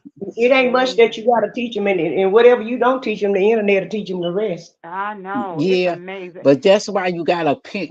That's what I don't like. I said they putting too much technology in front of their in their hands and letting that become the babysitter. But you can't because these kids gonna be privy to a lot of things that have been said out here where they're not mentally prepared for, and they go out here and when they get unruly and wild, then you're mad. You can't do that. You gotta train Yeah, them, they and you not gotta raised make on sure. Sesame Street like we was. Mm-mm, What you say? I mm-mm. said. What you say? I say they not raised on Sesame Street, the Cookie Monster and Ernie and Bert like we Oh was. no. I Hey, do you know know. my first cousin, she was working at Sesame Street and she was writing some of the programs for them. And so now, she's more, advanced with it. So she write books and stuff. She's mostly in the Middle East a lot of times. But I'm staying here on American soil. I'm kind of scared to travel soon. I am too. You did y'all hear? You remember that guy that was that black guy that I think it was Guys, Elmo, the guy that was that Yeah. hey guys, can He y'all up hear here me? in Maryland. Okay. Yeah, he was up here. Yeah, he was up here. He's from Maryland. It won't let me get rid of it. Pinkie, we can hear you. Can you hear us? Hear me? Okay, I got Mr. Yeah, we can hear you. Helping me out. I had to Mr. Pinkie. Okay, well, you all can hear me, right? Yes. Yeah, we Okay. can hear you. Okay. Okay, let me, my glasses are wet too. Just clean them off. So let me ask you this, Pinkie. Did you ever find out who got the gifted memberships? Because it should be on your YouTube profile. I'm gonna check. Yes, I'm glad you brought that up. I'm glad you brought that up. I was researching and everything, trying to figure out how to make sure, and because those are 5 people. Let me tell you this evening when I go back on my live this evening, and everything. Did you want certain? You already gifted the membership to certain people. I said, I don't have that ability. The YouTube's supposed to just pick them randomly. Yeah, they okay. usually give it to you naturally. Unless you pick it Okay, let me randomly, and then they check their email and it tell them that they were gifted a membership. Thank you. My shoes are wet too. The inside of them. Oh, I'm just letting my husband know everything is wet. It's when Well, I'm gonna drop down now we're getting ready to because close. I have to go. And, Okay. and I said what I said. I'm going to go ahead and let you know tonight. Okay. I'm going to let you know tonight. Okay. And I do thank you all. Sheila Aaron, Sun Kiss, I said what I said. I'm going to go Okay. ahead and go. My Bye. husband helped me to dry Okay. stuff. Bye, ladies. All right, Love you. Brian. Thank you for having me, Miss Pinkie, and you ladies have a wonderful day. And You too, be Sheila. ready for 8:30 tonight. And I said what I said. I'll go ahead and get that answer for you. Okay. Okay. Well, Pink, I don't have to know who got it or whatever. I just wanted to make sure that you were able to activate it so that it won't go to waste. Oh no, it's not going to go to waste. And I want to let you know who got it. So because that way is this is my second time somebody did that on my channel, and I need to. The more I do that and follow through the process, I learn more. And so that way, the next time it happens, I can just boop boop boop boop, just know what I'm doing. Yeah, you can put it in a chat and you can shout it out and you can let them know, that they Yeah. became a member. Okay. All right. I will. And all on behalf. I said what I said. All right, thank you guys. I'm going to go ahead and be closing it out. We're at 3 hours and 30 minutes. And don't forget, tonight at 8:30. Okay, well, thank you for letting me be on the panel today. Huh? I said, thank you for letting me be on the panel and you have a nice day. You know, you don't even have a fold-up chair. You go right up to the front. You and Sun Kids, y'all just go up to the front. Y'all know, y'all come up because you all are my heavy hitters. You don't have to ask. You just do what you want to do. You want to come up, you come up. You know, y'all, I don't say y'all can't come up because my panel is your panel. My panel is your panel. My house is your house. Just don't eat too much of the food unless you're going to cook. Okay? Well, All I'm right. doing that right now, Cookie. I'm cooking some oxtail. I'm cooking right now some oxtail greens and red beans. So I know how to cook. That ain't no problem for me. Do I like oxtails? I don't know. You said red beans? Yeah, and greens. I don't eat greens. And I don't Yeah. know do I eat red beans. I don't know. Because I haven't had none of those. Well, I didn't cook Sunday, so I'm gonna cook today. Well, one day you're gonna have to cook and we're gonna do a cooking show one day. I want you all to teach me how to cook. We're gonna do a live, and I'm gonna be in my kitchen with all the stuff y'all gonna tell me. We're gonna All right, Pinkie. Well, we'll go ahead and I'm gonna go ahead and drop down, and we'll see you later. Love you. Bye-bye. All right. Okay, bye-bye, everybody, and thank you for coming. Bye-bye. I'm gonna go ahead and play my music out.